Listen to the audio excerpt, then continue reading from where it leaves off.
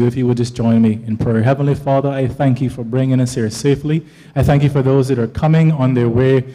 And Lord, your word clearly says to lift things up to you for your guidance. Father, where we be in error, show us so that in humility we can recant. Father, where we are walking in tandem and hand in step with you, empower us so that your will would be done in our lives. Lord, let your will be done in this party. And let your will be done in this country. You see the need. Father, you see where we fit into the equation for the lives of the people in this country that are poor, that are sick or weak, that are in need of our defense. So, Father, this night and every night we stand as their defenders, as you stand as our defenders in heaven. When the enemy comes to accuse us, your word says that you stand as a rampart, as a blockade against him. And Father, we simply seek to do so as a party, so that justice may prevail in our land, so that righteousness may prevail in our land, so that truth may prevail in our land. Father, let truth prevail tonight. Truth, justice, and righteousness. Lord, I ask that you guide us. In Jesus' name, amen. So friends, having prayed and invited the Holy Spirit to come, having looked to him, let us remember that he's here and operate with that sense of reverence. Make sense? Thank you so much. May God bless you all. Amen.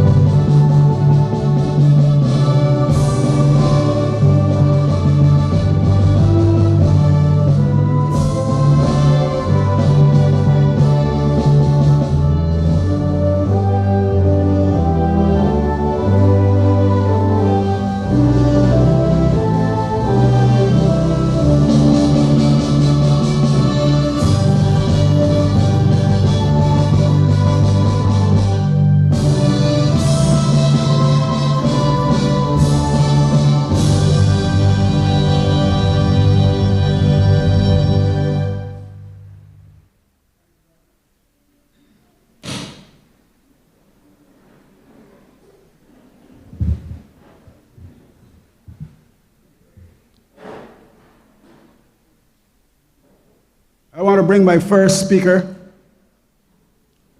who, long-standing member of this party, will be very vocal when they need to be. I want to bring to the microphone Mr. Errol Hurley.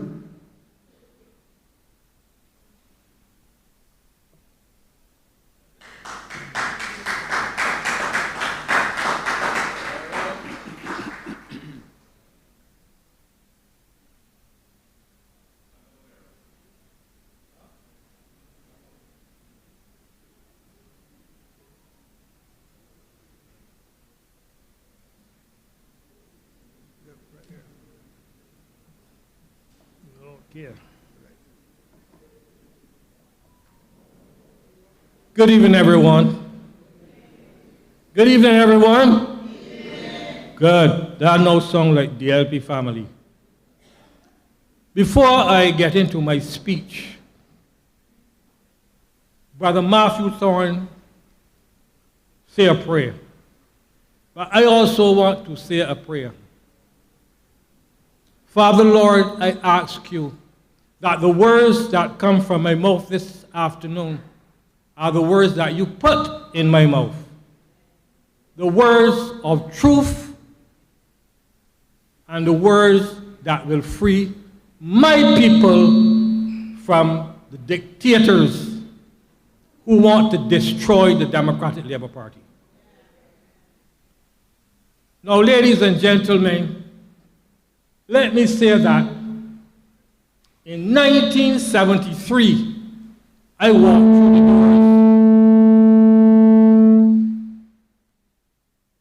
walked through the doors of the Democratic Labour Party as a young man. And when I walked through that gate on Bell and George Street, it was not the first time that I went to anything pertaining to the Democratic Labour Party, because I had an uncle named Cecil Russell that passed away that used to drag me behind him. Whenever he go into any meetings that the Democratic Labour Party are holding. And Reggie challenged me a Saturday over by the headquarters if I could remember who was the guest speaker at the meeting before we had our independence. I was 10 years old, but my uncle had me in town that time of the night. And when I told Reggie that it was Forbes Burnham, Reggie could not believe it. Forbes Burnham was the guest speaker at that meeting. Right, Reggie? And I have been around the Democratic Labour Party all my life. And I will never change for nobody, because Errol Barrow make it possible for all of us in here to get a proper education. And now we have a bundle of hypocrites that want to come and destroy the legacy of Errol Barrow. Well, who outside in the car park recording? Let me let them know that it will never happen, because we are stronger than that group of bandits. Now, ladies and gentlemen, I am getting old, so you know when you get in my age, is lost your teeth. So when I pronounce certain names, they're not going to get pronounced the way that they should. But under a certain man there, Fraudel shirt. No, I try to pronounce the name properly. Fraudel. A fraud. Destroyed this party. He brought this party to its knees.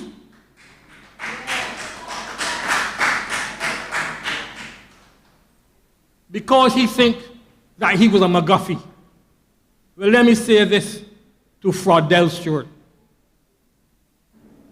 You can't destroy this party. Neither is Hal Gollop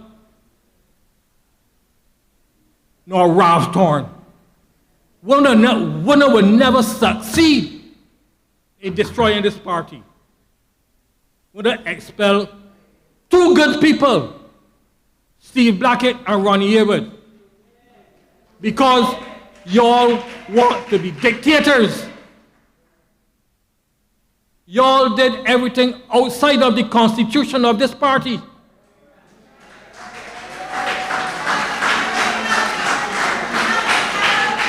The Constitution was drafted by our founding fathers to guide this party. But because of greed and jealousy, a hypocrite by the name of Pedro Shepherd is the man that get behind and force everything. He and a so-called first vice president, acting president, fourth acting president, Andrea Worrell,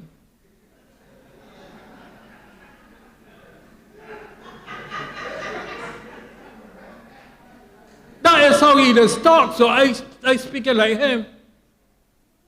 Yes, Mr. Andrea Worrell.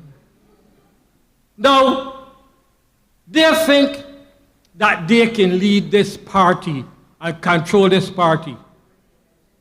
But I want to say to Pedro Shepherd, you will never see the halls of Parliament.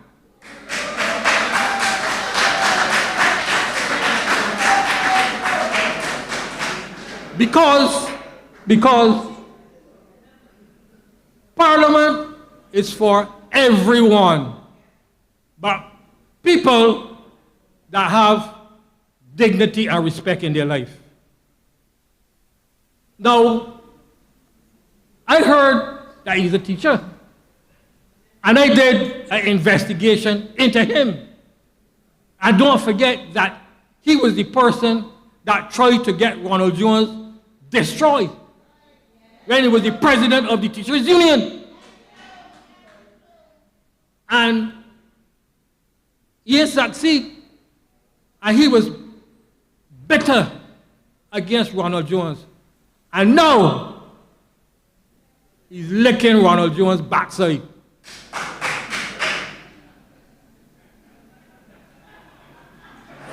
Because he got Ronald Jones as the guest speaker for the annual conference. And all like now, so he got Fradell Stewart speaking up in the point.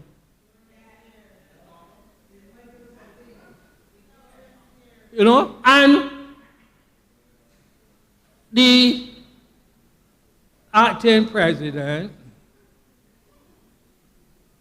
he need to go to St. John and pay his debts and stop causing trouble inside the party. Now look, they had a disciplinary committee meeting. In fact, a disciplinary committee, so-called. And you can imagine the people that are on that committee.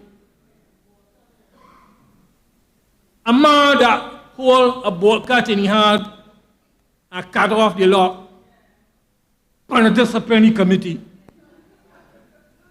A man called Rock. You imagine? Julie.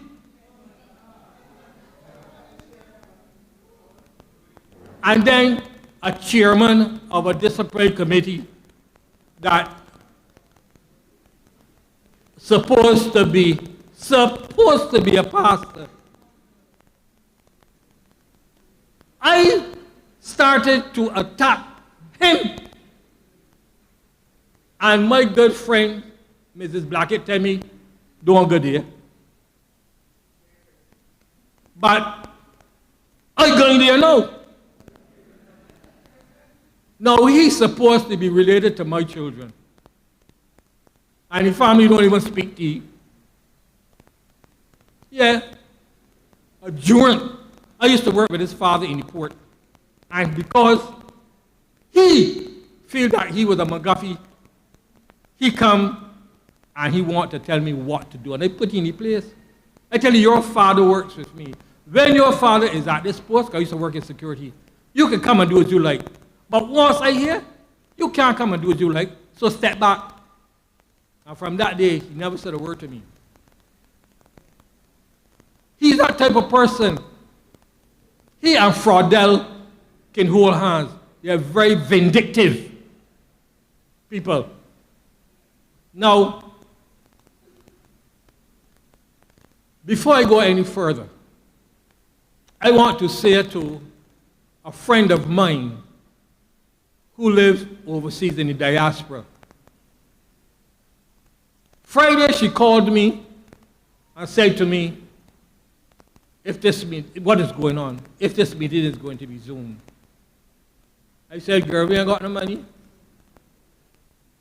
And she said, tell Steve I'm going to send the money. And yesterday, my good friend Steve Blackett and myself went to Western Union. I get the money. These are the people that love the Democratic Labour Party. And right now, because of the good gesture of that good friend of mine and Steve, this program is now being Zoomed.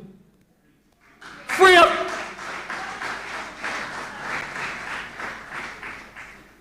You know, and we here want to thank her for that.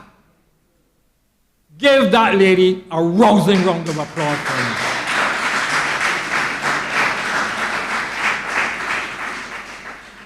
Before she went overseas, she was a young Democrat. But we now are the young Democrats of the young Democrats. And it is very good that the support that is being given to Dr. Yearwood and Steve Blackett for the past 3 days are overwhelming. Yesterday, when we went to the establishment to collect the little funds, people stopped Steve. I mean, wherever we were, being sympathetic with Steve and Ronnie, want to know why these people are trying to destroy, even DLP people there. Look, a certain person called the radio station right after me on Friday by the name of Saitomia, who is a strong Barbados Labour Party supporter. And she sympathized with Steve. She said that it hurt her to see what they're doing to Steve. And that a Barbados Labour Party supporter here. And listen, you can't get between she and the letter B. So the support that Steve and Ronnie is getting from the Barbadian public surprised them, because they never thought that this would happen. So it backfired on them. It backfired on. I was surprised that, I got to tell you something, I believe that the annual conference, Ralph may not turn up here, because he see we're coming out here. And all of you all in here, come to the annual conference. We have to show our power. We, the members, have the power. The power to overrule anything that they bring. And I'm going to be there because I'm going to lead all the demonstration. I'm going to demonstrate like Eric Floyd. Because it is time that this foolishness stop. You imagine that the executive had Pedro Shepard and Adria Worrell to dismiss, and Steve Blackett begged for them. Steve Blackett begged for that one Pedro Shepard that is now trying to destroy him. A lot of people don't know that. You know, a man saves you. But then again, Jesus saved a lot of people and they still they crucify.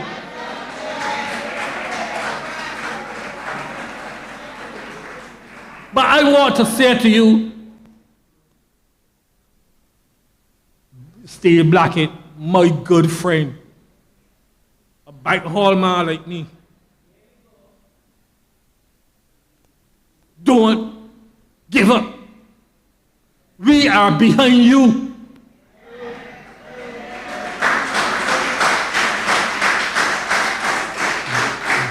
Dr. Yearwood, I just call him my adopted son. We are also behind you. And you are still my president. And your wife, Lucy, is the first lady of this party.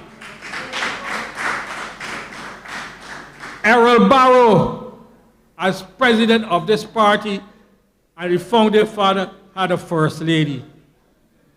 Erskine Sandyford had a first lady. David Thompson had a first lady. Lloyd Maskell had a first lady. When Steve, the acting president, he had a first lady. Well, the other president of the party, we don't know who the first lady.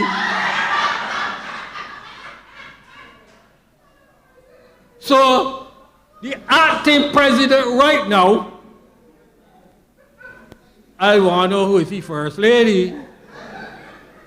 Yeah, the acting president, the fourth vice president. Who is his first lady?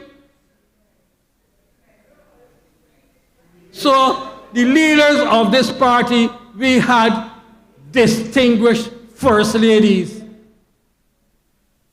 So, all of the leaders of this party, including Dr. Ronnie Hayward, have served us with dignity, excepting Fraudel Stewart. As I said, and I will say it again, he's the person that caused the Democratic Labour Party to be in the position that it's in today. 30 love. And all of them ran away from the party, you know. And the only boy that hold the mantle was Steve Blackett.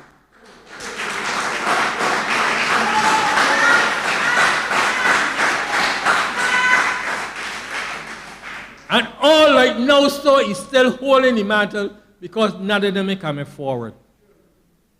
And I'm very disappointed in the first vice president, Michael Lashley. He haven't said a word. He's supposed to bring back a report on his discussion with Ralph Thorne and the others. Where is the report? Where is the report?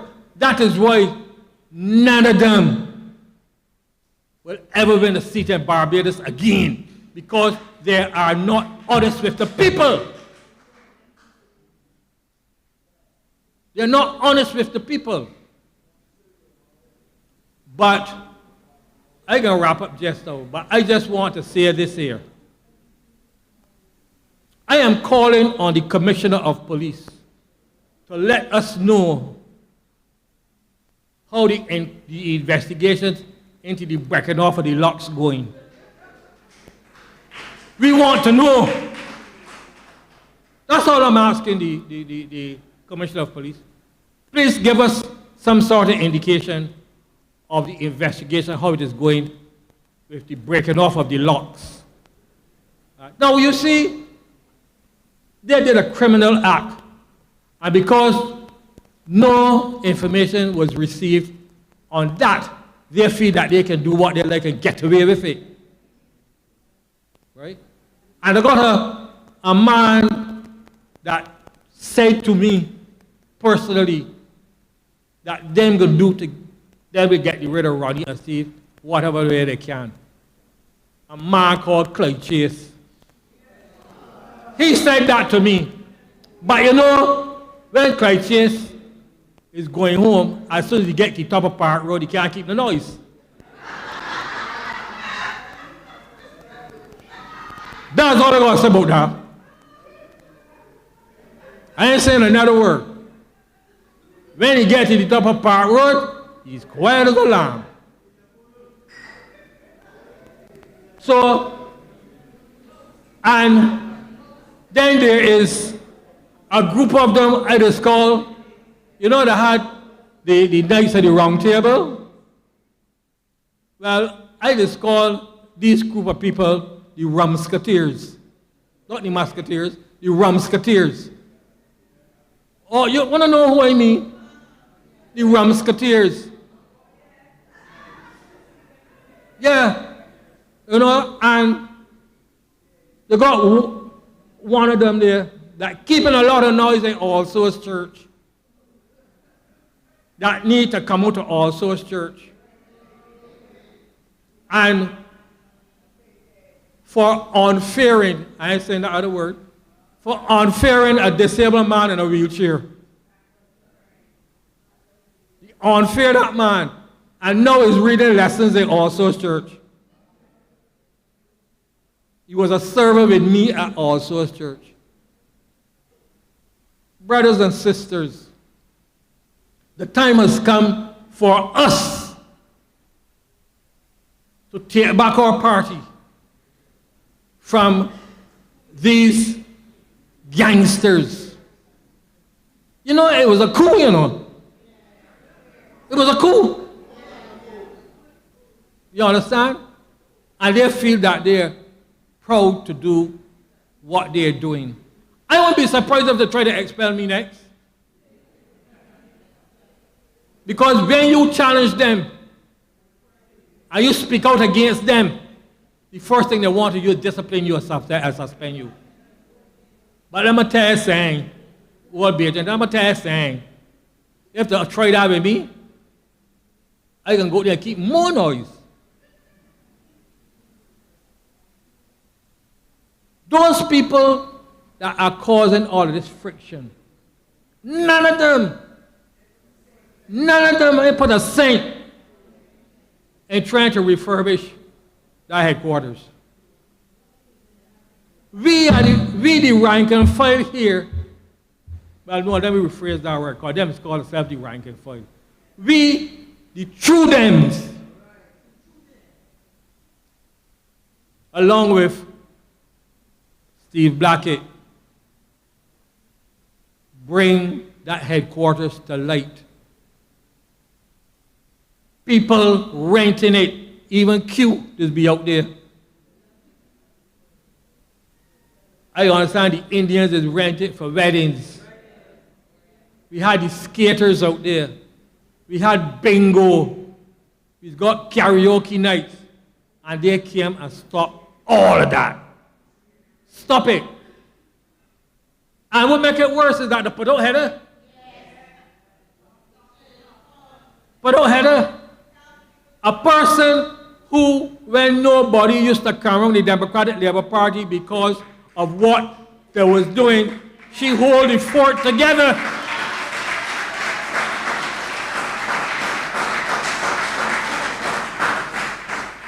Well, Mom, there's more than criminals, man. I called Heather on the phone and I said to Heather, I want to put in a sauce for the Saturday and I want pork chops and rice for the Sunday. I put in my order. Right, Heather? She ain't here? You understand? So they can't do a thing with Heather. They can't do a thing with none of us. None of us. No. I disagree with some of the things that Verda is doing. But I have to give her praise for moving the office out of the dilapidated building and put it to the back of the auditorium.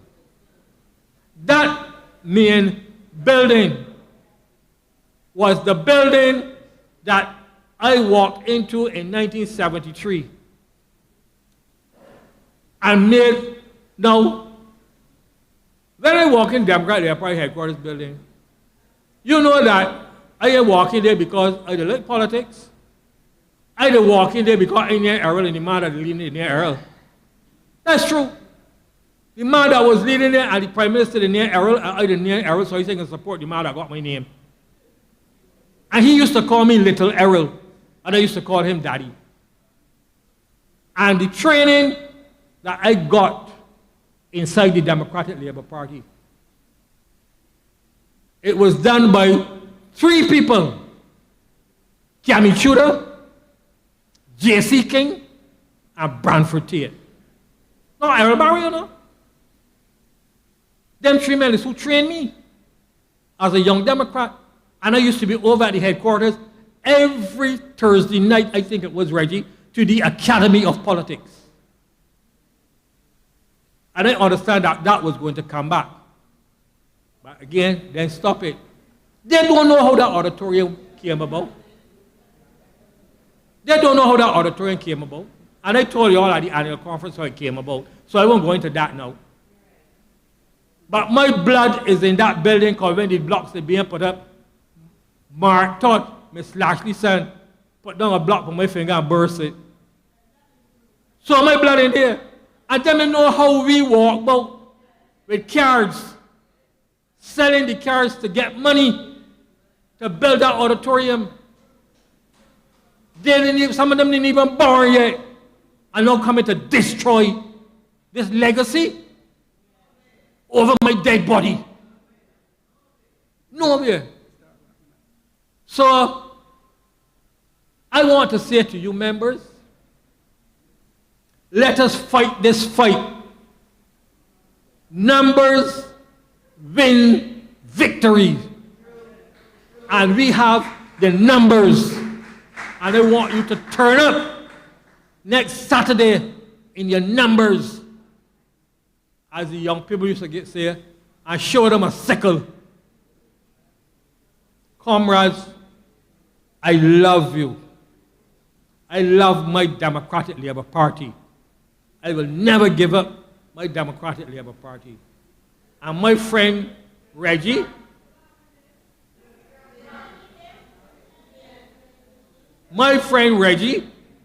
and I will keep on preaching the history of the Democratic Labour Party to the youngsters. And my last words is, let us give Tyra Trotman and Trisha Watson the support that they need. Stefan Newton, all the young Democrats, give them the support, because the future of the Democratic Labour Party is in the hands of those young, energetic people, and led by a young man, Dr. Ronnie Yearwood. Ladies and gentlemen, I thank you for giving me this opportunity to speak to you. I want to say, ain't no stopping us now. We're on the move. And as the Vice President of the United States is saying, we ain't going back. We ain't going back. Thank you, ladies and gentlemen. Enjoy the rest of the meeting. I love you.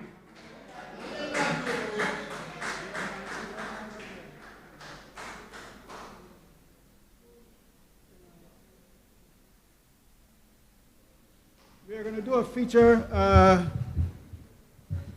shortly. We're doing a feature. We're doing a feature. Yeah. We're doing a feature now. Yeah, and then you can speak. All right. Okay. Come, 5 minutes.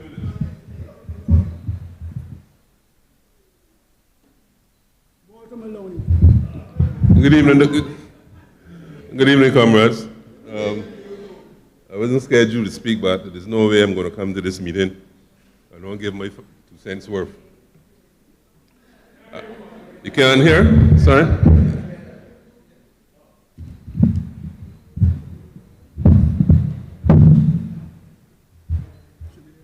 You good now? Can you hear? Thanks. I have agonized over this thing for the last almost 5 months. I was part of a process I need to discuss this evening and let you all know exactly what happened. When Brother Thorne decided to cross the floor, everyone, including the president, said the tent was open and he is more than welcome. So we're going to start from there.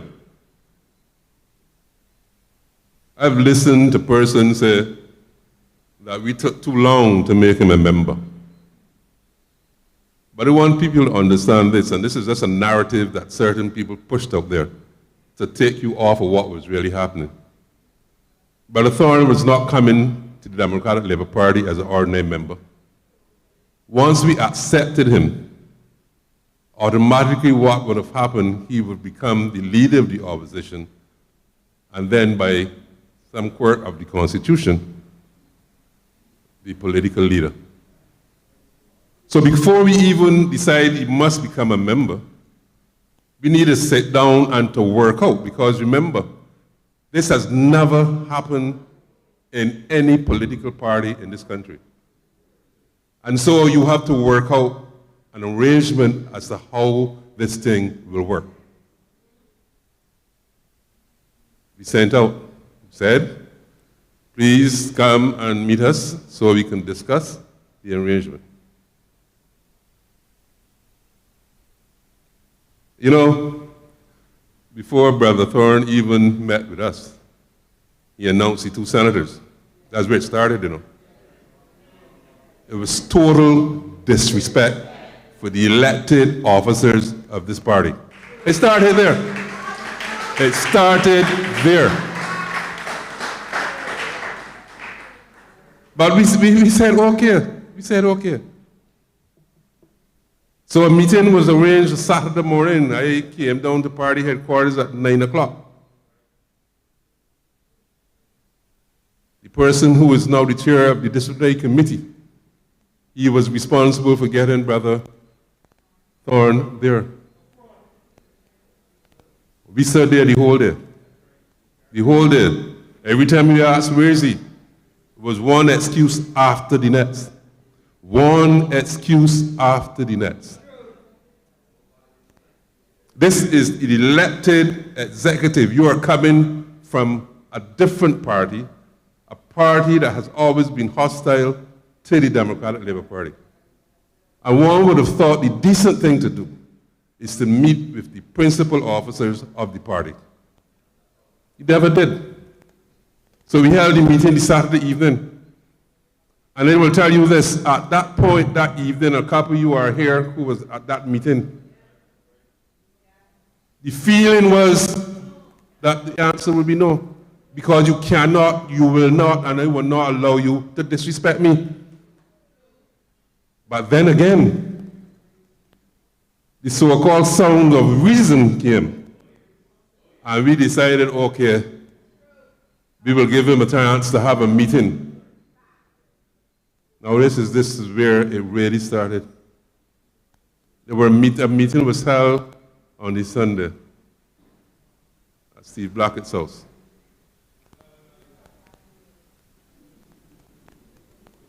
Brother Thorne brought Brother Morris as his representative. Ronnie took me as his. And I guess the only reason is because as trade unionists, we understand how to negotiate. And we that sat down, we negotiated in good faith. At least that's what I thought. That we sat down and negotiated a position in good faith. And I'm going to read what it is that we agreed upon. Because I think this narrative needs to change. The truth needs to be told. And I keep saying to people,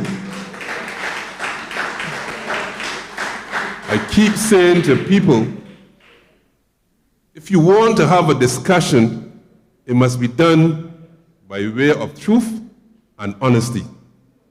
And that is something I see lacking. There's no truth and little or no honesty from the comments I'm hearing. So let me read. The plan of action for discussion. Written and agreed rules for both the political leader and the president. Observing the party's constitution by setting clear and unmistakable lines of demarcation of their functions within the structure of the party. That's one.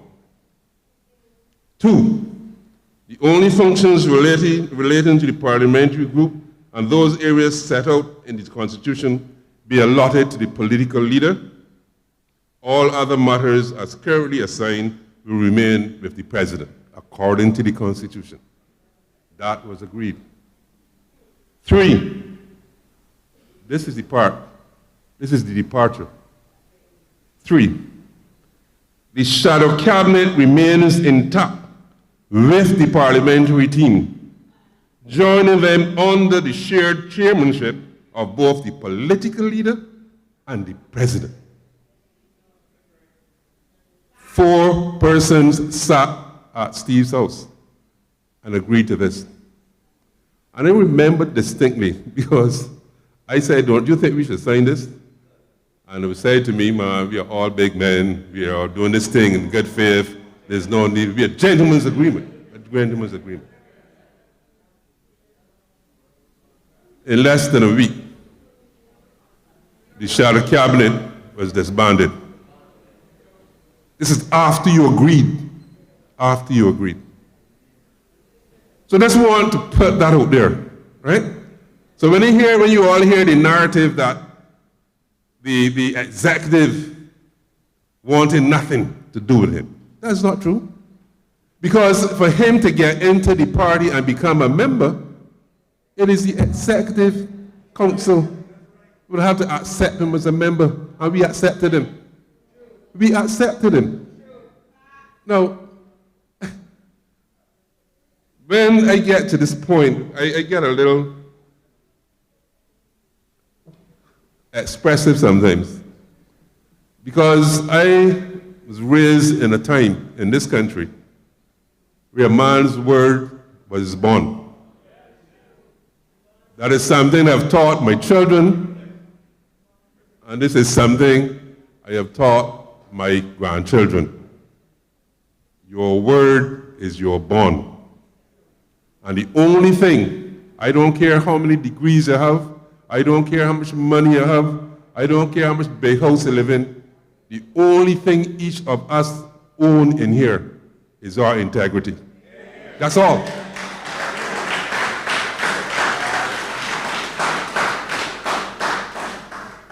So once you did this, my perception of you changed. And I am so serious. My perception changed. And Brother Ronnie,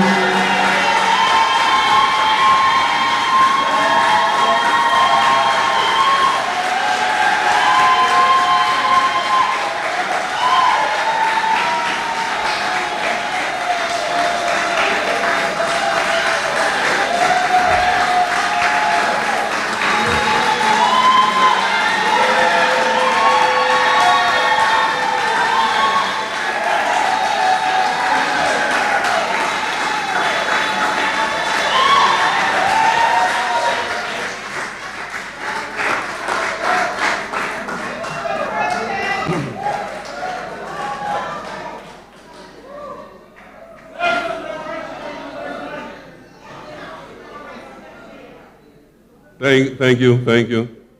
I would also hope that on Saturday coming, I will see all of you, plus 3 more you bring along as well. Because we are fighting for the soul of this party. The soul of this party.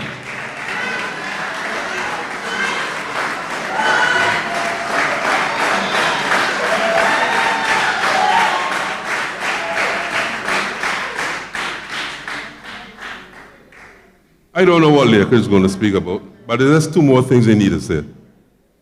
And they need to, like I keep saying, we need to take back this wrong narrative that's been placed out there. They said that at no time did the president seek to reconcile whatever differences there were. But you know, I happen to be called to almost every meeting that was supposed to take place. And I'm sorry my brother Donville is not here, because those of you who sit on council remember Donville Innes getting up and saying that every time an attempt is made to bring this party together, Brother Ronnie turns up. But he cannot say the same for the political leader. Every time. We have tried everything. But it was clear to me from that evening by Steve that there was not going to be any discussion about reconciliation. The die was cast. The idea was you are coming and you're going to take over the whole house. That was it. That is still the perception up to now. So, 2 more things. So I have 2 more minutes, please. Thank you. Thank you. I went to a gas station 2 days ago. It's Curtin's gas station. And this guy came to me, I don't know him. And he said, Mr. Maloney, tell me something, man. What's really going on in the party? So I don't know, but the man's politics are, I don't know. I said, man, we're having some issues, and we're trying hard to see how we can address these things. And the man turned to me and said, well, let me tell you what can happen, right? How can you take a man who has spent his entire political life within the bubbles of the Democratic Labour Party and then move to expel him? And you know what the man said?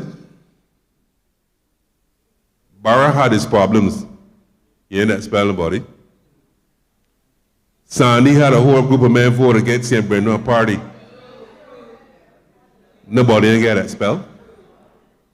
Frondel had the Eagle 11. Nobody ain't get expelled. But a man who never turned his back on this party. A man who stood the test of time, who with all the vagaries that this party was going through, every day would find himself leaving his house to come to George Street to make certain the walls don't crumble, the lights don't get turned off, and at least we can hold our heads high and say this is a party that is coming back. And you know, on Friday, that's coming, I'm going to attend a funeral of one of my better friends, a man named Dennis Clark. And Dennis, I could imagine taking those charges from Ronnie and Steve to Dennis. And Dennis looking at him and saying, frivolous and vexatious, utter rubbish. Anybody in the public service that do that to a member of the UPW, that case would have been thrown out. It is a foolish case. Those are not charges. It's nonsense. And you would think that the so-called lawyers that you have that is around them would have been able to say, but fellas, would this make any sense? How can you charge a man for not defending somebody? Why you don't understand that? So all of a sudden, we have created a cult within the Democratic Labour Party of the maximum leader. This is North Korea, no? We have the maximum leader. And in North Korea, if you say anything about the maximum leader, you're taken outside and shot. So we have a cult now where you cannot say anything about a political leader. This is an amazing thing. You know one of the things that really worried me? And this is coming from the mouth of the person who they say is the acting president. I remember the discussion on bringing Ralph into the party. And this man get up and said, but we should, because we will get the $150,000. You know why that worried me? Because I always thought that this is a party of people of decency and intelligence and integrity. When he said that, the first thing that came to me was prostitution. So we are prostitutes? We are willing to do anything for $150,000? I mean, we don't have the self-worth, the self-esteem. You can imagine that? And these are the people who want to walk through the halls of the DLP and call themselves leaders. I'm sorry, we can't get there. We cannot allow this thing to happen. The DLP has become a party of deceit, lies, and propaganda. I am so serious. All of you will hear the lies being spewed. The deceit, the smiling in your face, and behind your back, the cutting off your neck. And the constant propaganda that people actually believe, because if you say something regularly enough, people start to think it is true. We need to take back the Democratic Labour Party. It must come back for being the party of decency, a party of loyalty, and a party of peace. That's what the DLP going to be standing for. We need to regain that. And until we do that, the people in this country is going to make sport at us. It's going to make sport at us. At every twist and turn, you're seeing the lies and the deceit. How in the name of peace can you set up a disciplinary committee made up of people who has been hostile to these two men for the last 3 or 4 years, and sit on a committee to expect justice? What kind of madness is that? That's a kangaroo court. And we know what we are talking about. All of you know who broke off locks. All of you know who have been saying the worst things about these two men. All of the dirtiness, the personal attacks. You know, this is where we got to. This is where we come to. Where we attacking one another personally and trying to destroy people's family and the jobs. And that. Look, this is where we come to. Well, I'm saying this now. This is not the party of Albar. Certainly, this party is a political party. It is not a Domino's club. It is not a cricket club. It is a political party aspiring to hold the reins of government and to lead this country. You understand? And people get involved because they think or they believe that they have something within them that says to them, I need to help my fellow man. I want to make a difference. I want to be able to make this country better and stronger. But clearly, there are some people who believe that becoming or joining a party is about self-aggrandizement, about what I can get from that. How can I gain from it? And if those are the kind of people who are lurking in the dark to control this party, we are in trouble. We are in deep, deep, deep trouble. And so tonight, brothers and sisters, all I say to you is this. We allow the narrative to get out there. We give them the narrative. We need to recover it. We don't have much time. And we thought we were doing the right thing. We thought we were doing the right thing because we were there to make certain that the party do not become more injurious than it was with them. So we defended the party. The president refused to speak because that would cause a bigger chasm within the party. We tried our best. We tried our best. But every day, twisted tongues, we are going to do this. And before you can look around, something is in the press. Something completely different. I'm sorry. I keep saying my enemy is the Barbados Labour Party. The members of the Democratic Labour Party I do not see as my enemies. I see some people who are being misguided. I see some people, because of anger, are going in a direction that we need to pull them back. We cannot continue like this. But the only way we can get better, if we can get each one of us in here, to speak the truth and to be honest. And that is what the issues are. Every day in the council meetings I attended, half-truths, innuendo. People are not honest with their feelings. We got to change that. On Saturday, brothers and sisters, on Saturday, 8:30, I will advise you all to get there as early as possible. As early as possible. Just to show you, and this is the last one, just to show you how wrong this thing is. A meeting, a man was asked to chair a meeting. Chair. There's a big difference between chairing a meeting and becoming president of a party. You chair the meeting, full stop. But in the wisdom of the so-called lawyers, he becomes the president. And so this is things that somebody need to explain to me. The members did not vote for him as president, but he sits in George Street and calling people on the phone and telling them he is the president of the Democratic Labour Party. You imagine that? Can you imagine that?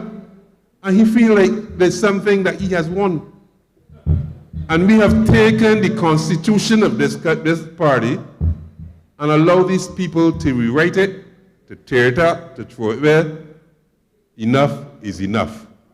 Let us take back what is ours. Good night, brothers and sisters.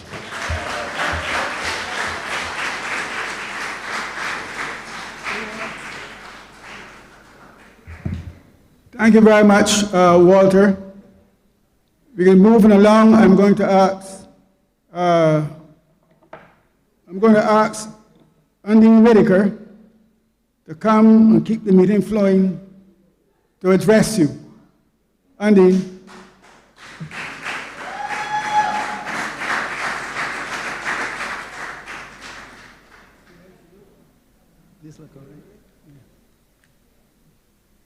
Good night, members. Good night, Democratic Labour Party members. Long live the Democratic Labour Party. Long live. Tonight, the Democratic Labour Party is indeed at a crossroads. Our pastor said that it is between good and evil. And I want to endorse that comment this evening, good and evil. It is also between right and wrong. And you, the membership, you have heard this evening, probably for the first time, you have heard precisely what happened at our Conrad General Secretary's home, where persons determine how the two leaders of the party should function, and then eventually how one moved away from that position. And this is why we are where we are today. I hope you will listen carefully to the narrative that Comrade Walter gave us in regards to what took place step by step by step. Because the word by the press, who is here today, they have been saying, probably they don't know what is the right narrative, and we hope they're getting the right one this afternoon. Some persons have been saying that we should have done it in a shorter period of time than we did. Let me say that we did it in the right possible time, going through all of the paces and ensuring that we were of the same position when we took a vote. And eventually, the persons who had to make a determination and to respond to all of the issues came to the conclusion in about 3 days' time to allow the Conrad leader, who eventually became the political leader, to enter our party. So let me remind you that far from it being a long time, which is normally 30 days in regards to the ordinary person who comes into our party, it took about 3 days or 4 days for that process to be completed and that person to come to become a member of our party. So I want to remind you that there's good and there's evil, and there's right and there's wrong. And you, the membership, have to make a determination on which side you are.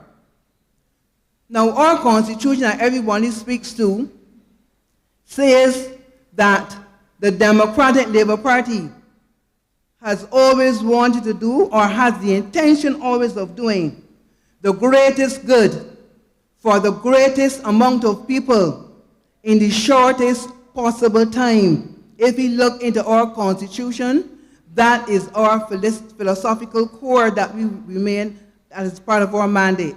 The greatest good for the greatest amount of people in the shortest possible time. And let me say to you members that this is what Comrades Ronnie and Comrade Steve were doing. They were taking this party along a road where several people were benefiting from the knowledge and the education of this party. And we were climbing back and clawing back our position in Barbados as a party that determines what is good, what is right, and to help the people of Barbados in understanding what the politics of the day what they were. Now, I've also been hearing in the press that Steve and Ronnie were not saying anything. And all of a sudden, Barbados is now hearing of the issues that have been confronting us. What a lie. You know very well as members that we have had several occasions where we were speaking, Steve and Ronnie and the membership and the same group of young people who have been disbanded within a short space of time. They were not even called to a meeting and it being discussed with them. They were basically fired or through a press conference. They were told that that group of persons will no longer be functioning. So this is how those young people were dealt with, and then were asked to continue doing research so that other persons can benefit from the research which they would have done. But you know, we have had several meetings like these. Is it not so? In town halls, in schools, in the open air, across Barbados. We were having several meetings educating members and mobilizing our members, and as I said, clawing back from the Barbados Labour Party the strength of this party to assist Barbadians when the time came for an election through the representation that we would have been given. I'm sure, and the People's House as well, I'm sure that you remember the press conference that Dr. Ronnie and Comrade Steve held, which spoke to one of the most important issues which we had over this year, that of the removal of the Independence Day and linking it and combining it with the so-called Republic Day.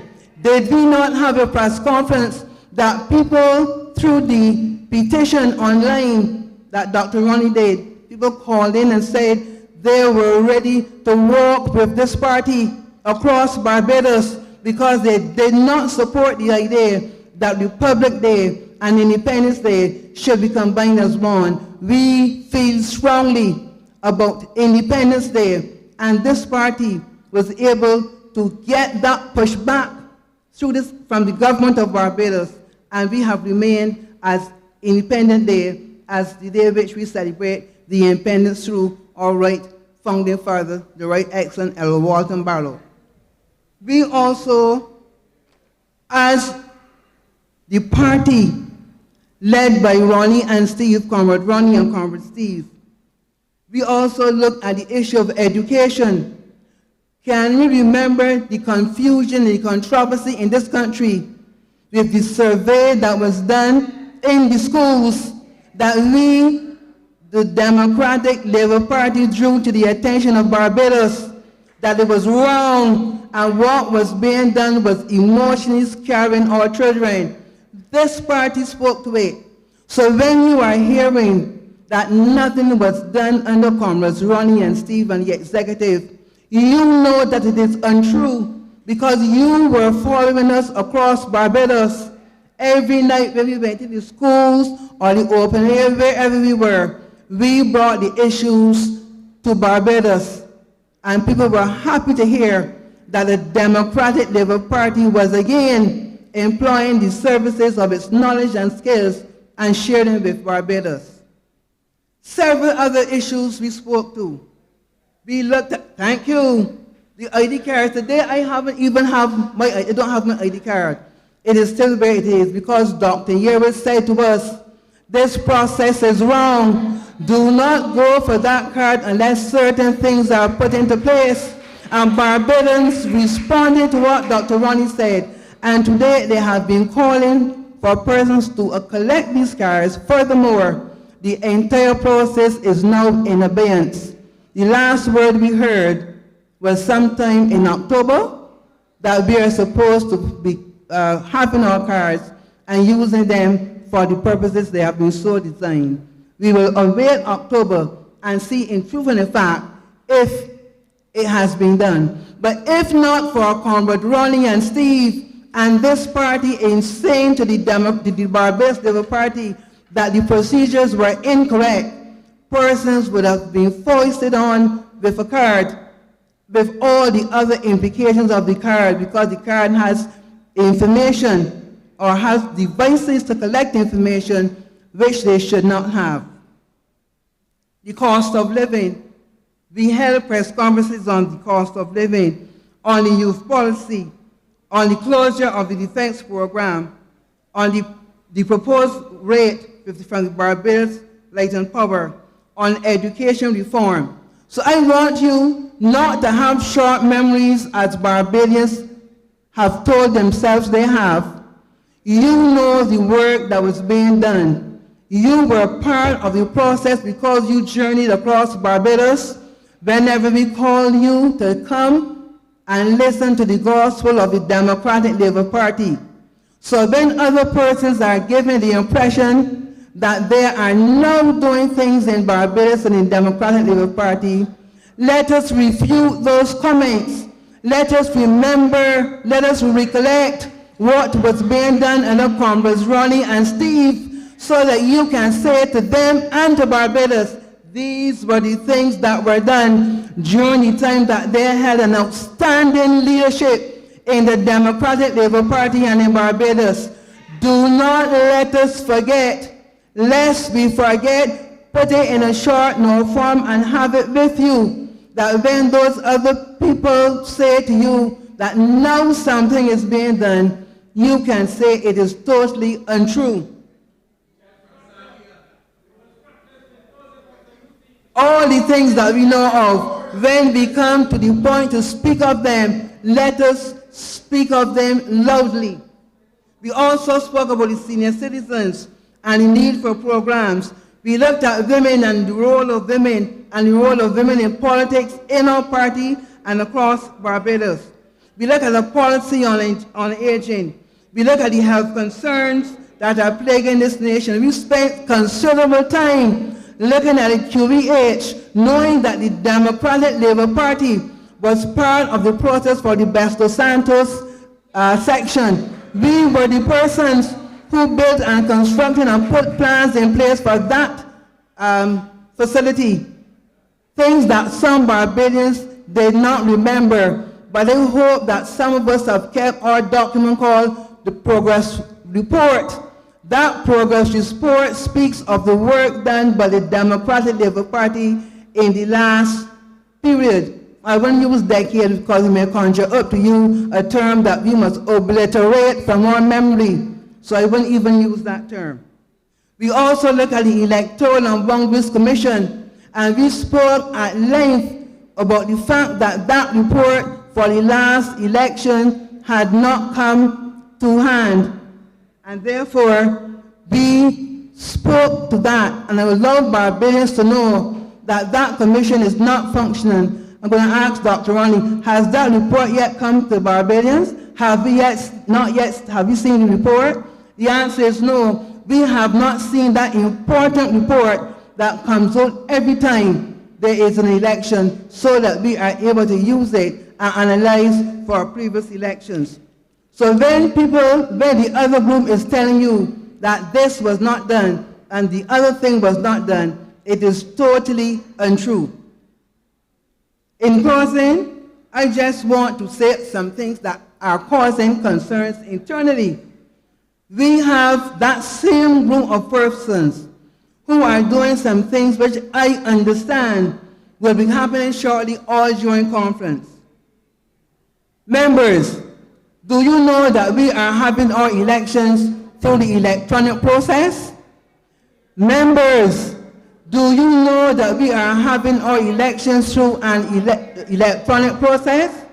Well, let me say to you that you hear so, I hear so, and it seems to be true, that we will be having our elections using an electronic facility. I don't know how many of us are familiar with the use of electronics for things like voting, and there should be security measures in place if we are going to be having training as well, if we are going to have the facility using the electronic process. That seems to be happening. Do you know, from what I'm understanding, that registration will take place at the gate? Has any one of you heard that registration will take place outside? This means that we may be outside in long lines by the gate of our party, our dearly beloved party. We cannot apparently seem to enter to do our registration. Those are the things that we have to look into. Someone already mentioned the importance of what is happening to Big Heather or Jeanette as she is called. We are understanding that Heather, who the previous speaker Walter referred to, who has been there for a long time giving service to this party and keeping this party alive during the times when we were a bit low. She has been there keeping the party alive. And now for this conference, for the first time, Heather is being asked to be outside and that other persons occupy the canteen. Is this right? I said at the beginning, this is about right and wrong. Is this right that Heather may be placed on the outside and other persons come on the inside for our conference? And finally, I want to ask our General Secretary, so if someone please record that I'm asking that we are aware of the financial status of each member. I'm sure, Comrade General Secretary, that there is a resolution which we passed, which indicated that we were financial if we paid from August last year to August this year. Comrade General Secretary, is that the case? That persons who paid last year will be financial to this year, August. So I want us to be clear, because there is the intention for those persons, some persons who may not in truth and in fact have receipt or can be able to show that, not to be able to be led on the inside. So please make sure that that is done. So members, you have differences between what is being said and what is reality. I hope that you will remember some of the things that we have said, so that come Saturday morning, we turn up in our numbers. We appear at our dearly beloved institution called the Democratic Labour Party, and that we turn out to see what is happening and to ensure that you are part of it and you do what is right. Thank you, ladies and gentlemen.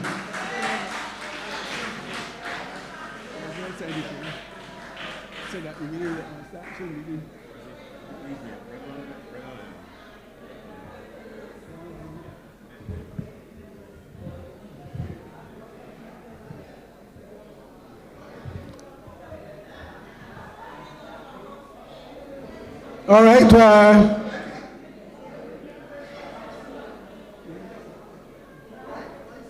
Okay, well, featured speaker,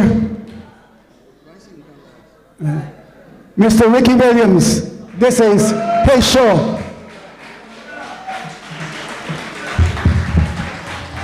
Good night, ladies and gentlemen.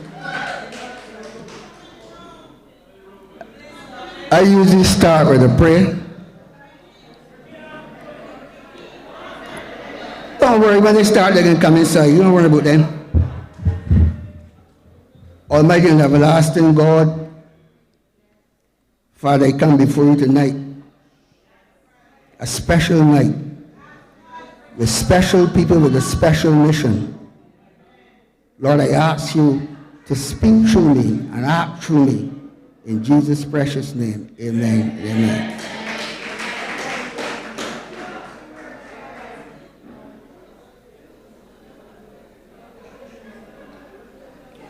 Ladies and gentlemen, I want to start with a little soliloquy.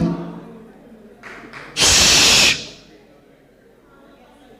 Somebody else want a microphone? Somebody else want a microphone? I'm speaking. The 15th of May, 2024, a couple of months ago, Reverend David Durant, JP, Mr. Stephen DeCourcy Blackett, a friend of our family. I am writing this letter to express my deep and sincere appreciation for my friend, Mr. Stephen DeCourcy Blackett. I have known Steve for many years, but became very much acquainted with him in 2010 when he was appointed a government senator by former Prime Minister, the late David Thompson of the Democratic Labour Party. I had the privilege of sitting with him in the weekly parliamentary meetings. I have always known him to be a man of outstanding character and integrity, a committed family man, and a highly motivated individual. When he became Minister of Social Care and Constituency Empowerment, Community Development, I was serving as Deputy Chairman of the National Assistance Board, which was under his ministerial portfolio. So I had to report to him, and this caused our friendship to develop even stronger. He was committed to the welfare of people, the care of the elderly, safety of children, concern for the differently able and strengthening communities around the nation. He appointed me chairman of the National Assistance Board 2014 to 2018, and we worked on several projects under his ministerial portfolio, including the establishment of the George Dunner Elderly Daycare Center, transforming Lancaster House into a temporary home for fire victims and homeless people, some of whom had been evicted. People were living in dilapidated, deplorable houses and conditions, as well as turned the Clydesdale Night Shelter for homeless men, previously opened 7 to 7 a.m. into a 24-hour housing facility, to the delight of so many homeless men, just to name a few. I remember calling him on many occasions when I discovered an elderly person living in a deplorable and filthy condition, and he was very eager to make sure, through the ministry help was meted out, that certain people take safety, which I gladly facilitated with the help of the other social agencies. I believe that he was the best. Let me read this again. I believe that he was the best. Let me read this again. I believe that he was the best Minister of Social Care, Constituency Empowerment, and Community Development in Barbados. Don't forget, this letter was addressed by David JP, 15th of May. I have always admired his loyalty, commitment, and spirit of sacrifice to the Democratic Labour Party.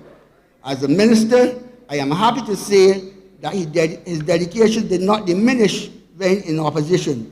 He became vice president of the DLP, then acted as interim president, and he is currently general secretary. During the last 4 years, I admired how he volunteered his service in the office of George Street from Monday to Friday without being paid. This gave us the opportunity to see his teamwork skills firsthand, as many things around the headquarters were improved. One of Steve's best qualities is that he was always eager to help. When none of the other former parliamentarians were available, he lifted his hands to assist with whatever was needed around headquarters at George Street. I will always remember him for that. I have served with him in various capacities from 2010, when he was Minister of Social Care, Constituency Empowerment, and Community Development, to the present time. In his capacity of General Secretary of the DLP, he and his wonderful wife, Eleanor, shared many moments with me and my wife, Joy. He and his wife, Eleanor, shared many moments with me, David Jordan, and my wife, Joy, David Jordan's wife, over the years, including frequent visits to our church services. We have found him to be a wonderful man. Woo! You hear a man call a man a wonderful man? Woo! Always thoughtful and very family oriented. As a human being, he has made some mistakes like all the rest of us, but I know from time to time I have spent with him that he always wanted to do well. In the years that I have known and worked with Comrade Blackett, I have developed great respect for both his work ethic and his hard-working commitment to his area of responsibility. I can therefore say that Steve DeCourcy is a faithful, committed family man and servant of the Democratic Labour Party.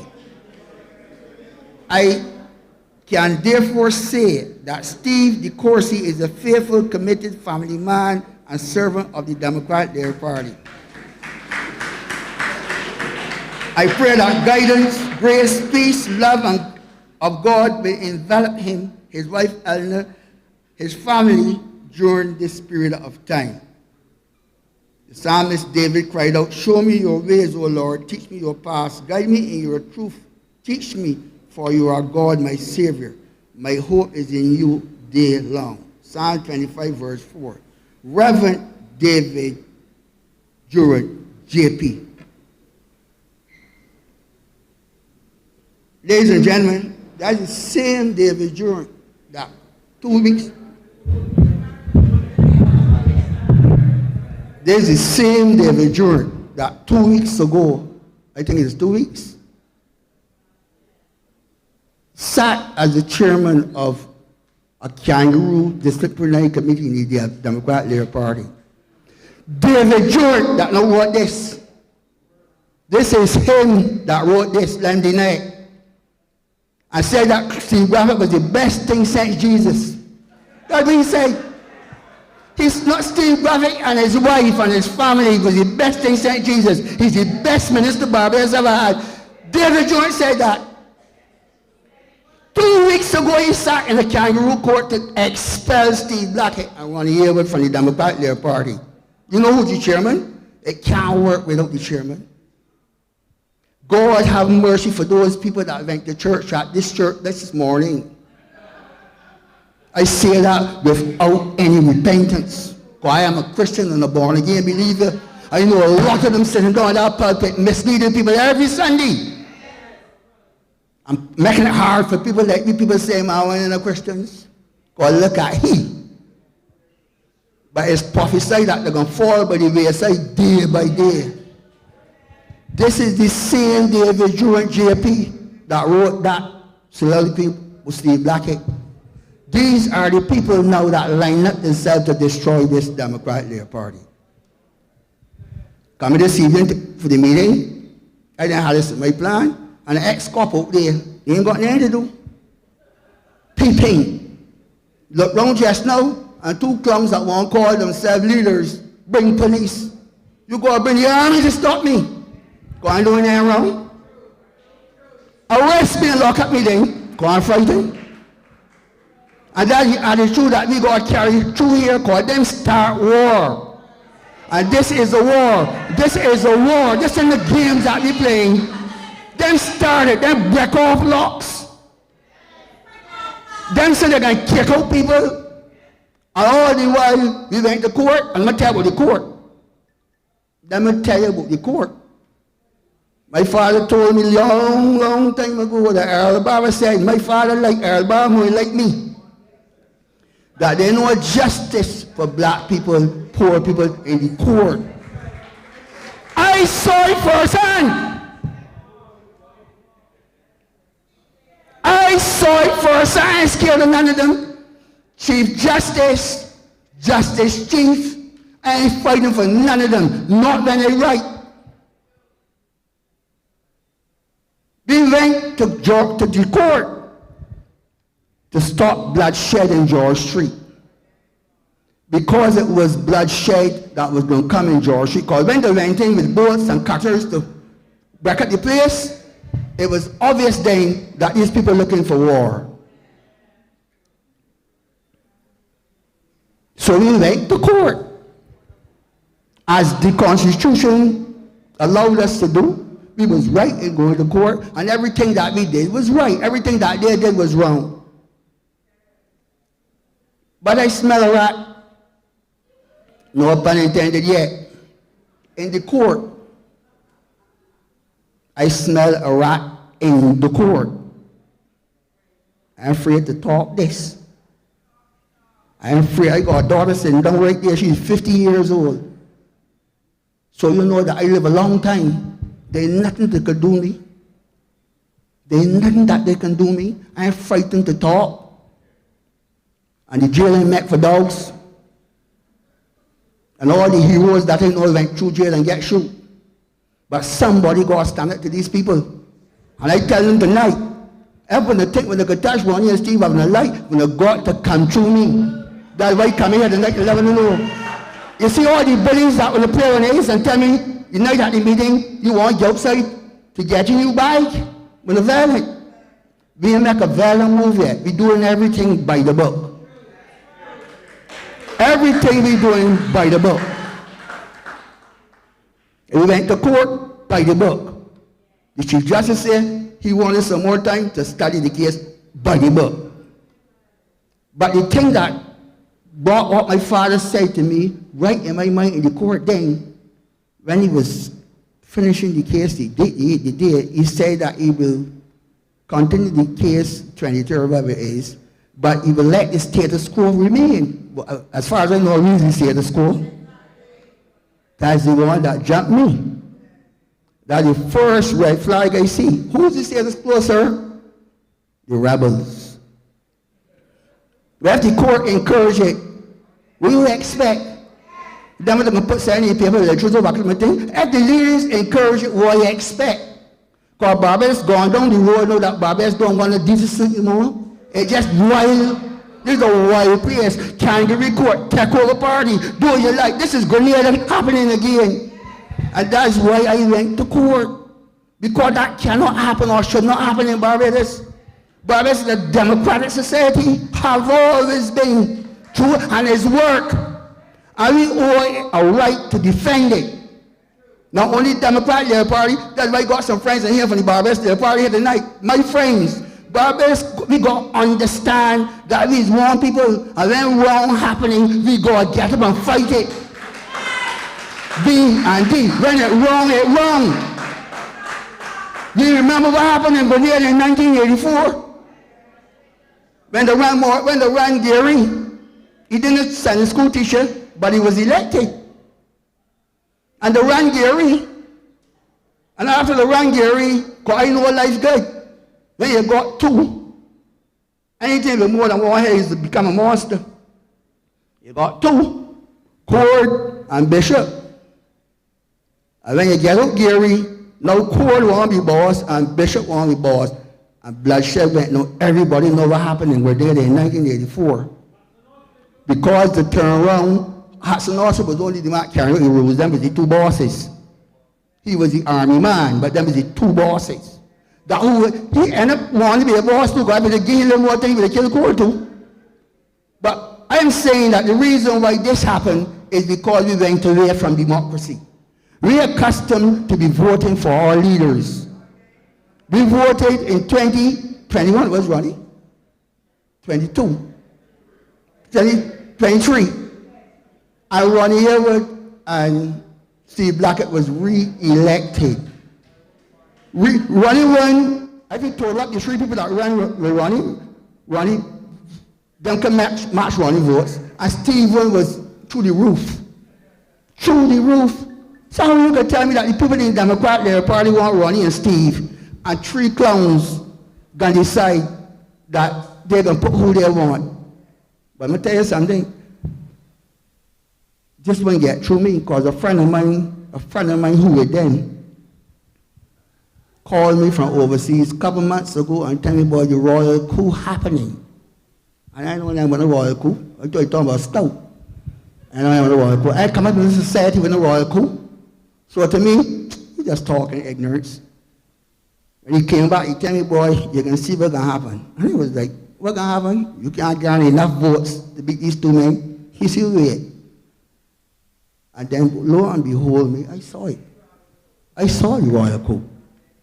I saw it. It does not argue well for Barbados. Any right-thinking Barbadian, any. Put your party lines aside now. We can't let this happen in Barbados. So we turn up Saturday morning, but my spirit turning up is that I will never recognize the people that call themselves Actings. We vote for Actings. I will never accept them. Ricky Williams will never accept the Actings. They've got to move. And we, the people in the Democrat Labour Party, we the highest, we got to move it. Listen, all bets off. all the diplomacy that Ronnie was trying, even up to the time when the expelling and trying to get it work, Ronnie, you cannot work with the devil. It's impossible. God, in his wisdom, had to kick Satan and the demons out of hell, out of heaven, down hell. You cannot work with everybody. But some people you just can't work with. That's why people just end up, just fall in love and then end up in divorce. I could tell you about it. It be love, real love. Bury and then this girl is sorrow. And you don't want to see that one or she don't want to see that man again. That's life. And you got to separate and go your own way. They know where we could sit down. Steve had them at his house, feed them, drink them, and they turn around and did something different. I ain't going back to all what happened because everybody talked about it already. But I can talk about the rat. I can talk about the rat in the park. I had about 15, 16 phone calls before the meeting, and I answered about 40. And the last 2 answers was there sitting down. Is, I beg you, don't go and put yourself in trouble. I laugh. I write back. I said, what do you mean? He said, man, watch what you're saying. I said, why? He said, man, they're like hawks out there waiting to lock you up. I write back and said, boy, you'd be a sorry day to put a man like me in jail. You know how much influence I got in jail? You really think that they don't want to put me in jail? But them don't know who my father is neither. Because my father in heaven. And them can't touch me. None of them can't touch me. None of them. This plot, now I realize what it is, was hatched about a year ago. That root, and it hatched. Because Ralph Torrey was in the Barbados Day party like a mouse. Wasn't a rat yet, it was a mouse. Could not open his voice in there. Sometimes the photographers take pictures with Ralph Torrey sleeping. All of a sudden, the mouse become a rat. Now, everybody here knows how a rat is operated. Watch a rat around your house. A rat never walk in cool and draw a seat. A rat is always be on the go, picking and running, and he's going to put down some stickies or the trap to catch him. Because the rat has got you uncomfortable because you know what rat is bring. A rat is bring one of the most vicious diseases in the world. Democratic Party members can tell that. Don't get tired. So he pick all around, and he stick all around. He went by Ronnie, he went by Steve. He went by Steve, he went by Ronnie, and agreed, and going to the press. And the press got him hugging up and kissing up, everybody kissing up. And the rat operated like a rat. But he got stickies all around here. I can catch you. It's only a matter of time. Because you're only a rat. There's only a rat. So I can catch you. Because your behavior is a rat behavior. You are not a man. Men do not operate like that. I come from an area where men will come and tell you what they feel as men. Fluff, you know what we're talking about. Jock, you know what we're talking about. Smutty, like we know what we're talking about. We got hot arguments. We mean. We don't send a message. We in face. And when we done, bounce and go on. That's how men is move. Anything you say, man, you don't want a party. I want to lead this party. The Democratic Party. What you run from so long, run back to? Well, just going to run back to Morley too. But Morley won't you? Because you can't stop, you're going around so in a circle.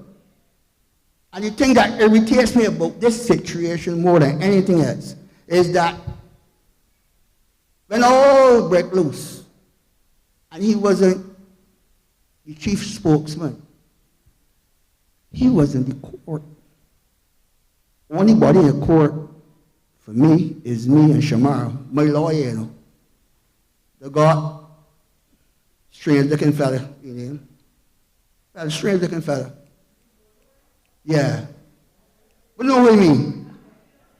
They got he, right side, they got a woman, then they got another fella, I can't remember his name. Then they got Michael Carrington, of all people. Then they got Neil Marshall. Where's the jockey? They have a Michael, and yet he's soon. Then they got Neil Marshall. You see that team? You see that team? On my right is that team. On my left is Shamar and Ricky Williams. I call you first, but I didn't name you, but you put a name on it. It was there. Ralph Tom was in the court, and Ralph Tom was the chief cook and bottle washer in the court. They had an instance in the court, went to the lawyers, Michael Carrington and the marshal, like they couldn't agree with something, and he come and pick cross, and he was pointing about things. Look what's going on here, don't you? And the Chief Justice encouraged it. Because when my lawyer said, but Ricky ain't got his leaders in here, so why he in here? He said, well, you know, he's the political leader of the Democrat. Yeah, right? Chief Justice saying this, yeah? Chief Justice saying this. You know, he's the political leader of the Democrat. Yeah, so I think he got a right to be here. And I tell myself, Lord have mercy. Wow, look what's going on here. You see what happening here today, Decker? Decker, you got to get the hell from in here. Because this thing, there ain't nothing in here for me. This thing blowing up to either lock up you, lock up Steve, or lock up Ronnie. This is how this here looking to me.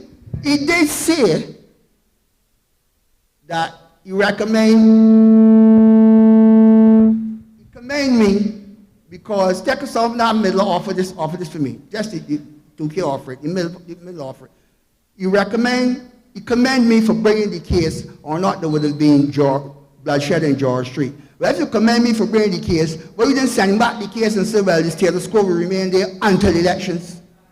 Well, I think that was a fair thing to do. I can't see why that ain't happen.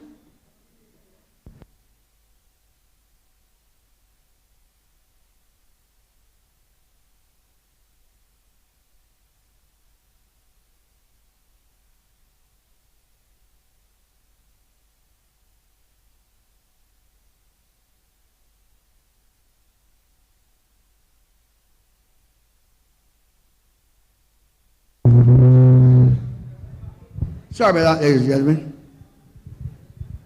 I got a full tank of gas now. Why was that,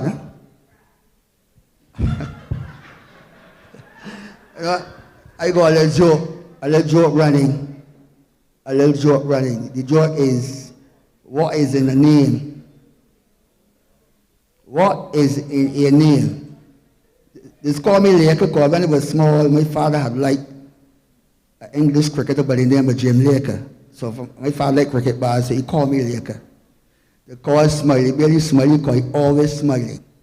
If you see a man in a hopper, you could bet he's walk so. Everybody got a nickname for a reason. You don't just get a nickname. So when a mother in the hospital and a baby born,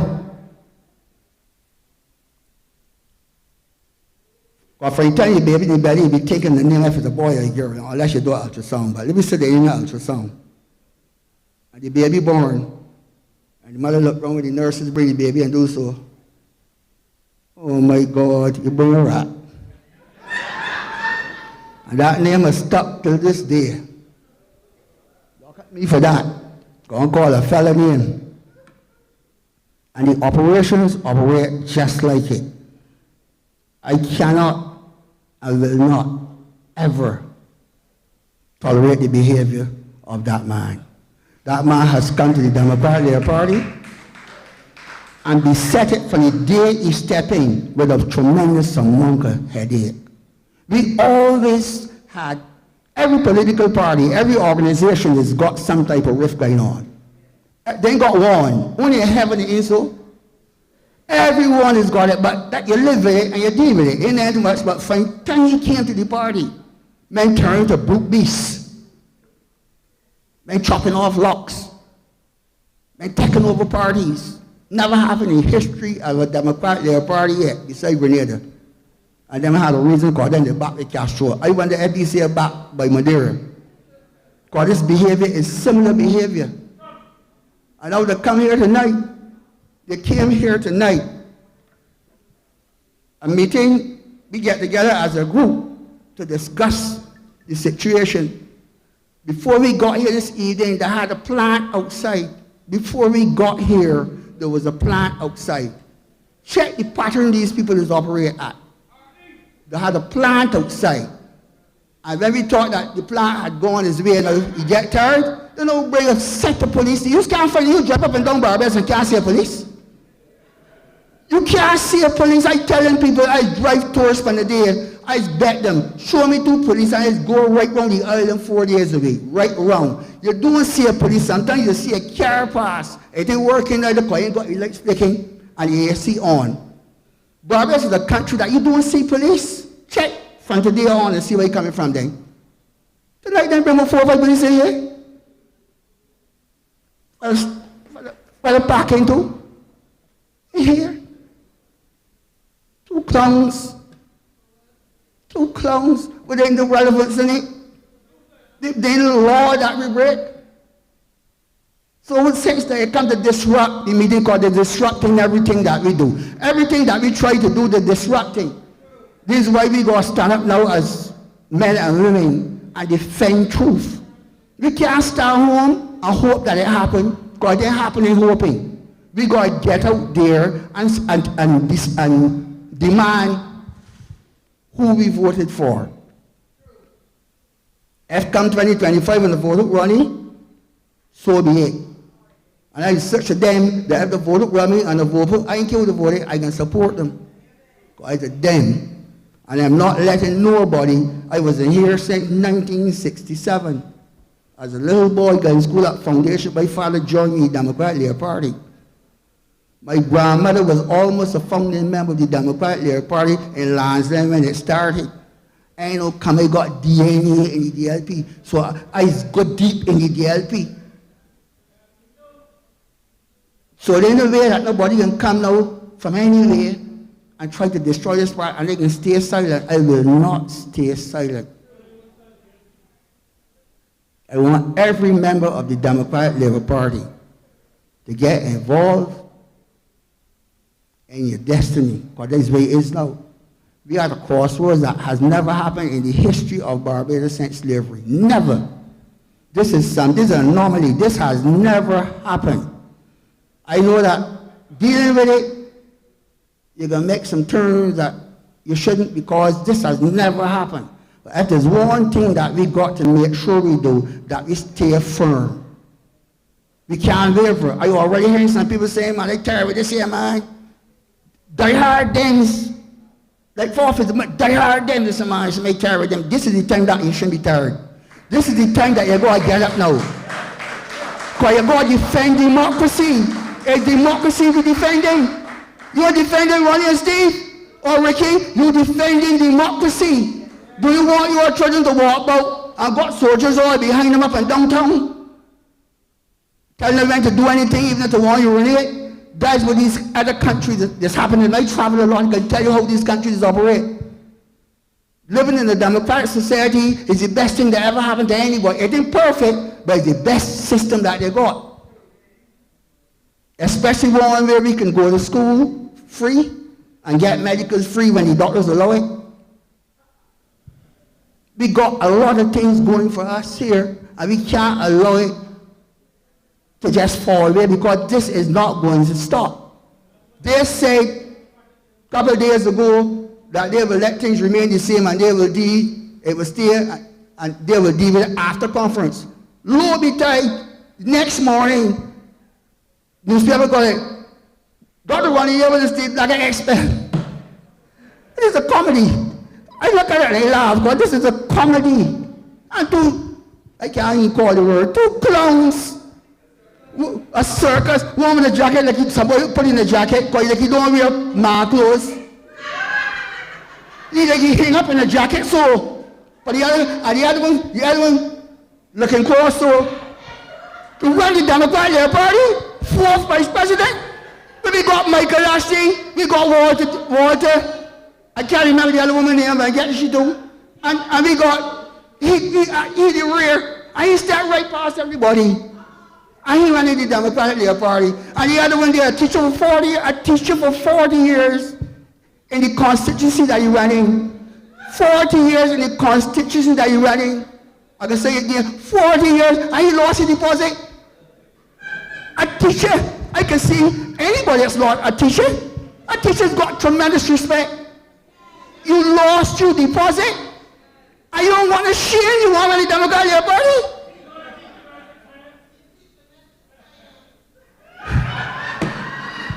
Now, before I wrap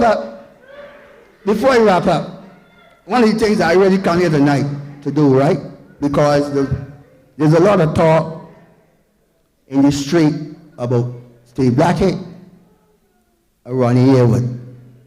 And the talk out there is because them put the narrative out there. We weren't saying anything. Every time you hear Ronnie, when he talk about reconciliation, and he would like it to happen, when he talking like Jesus. That's how he put it. That's how he put it. I look at something, you're the special guy, man. Look, amidst all this, he's standing so calm.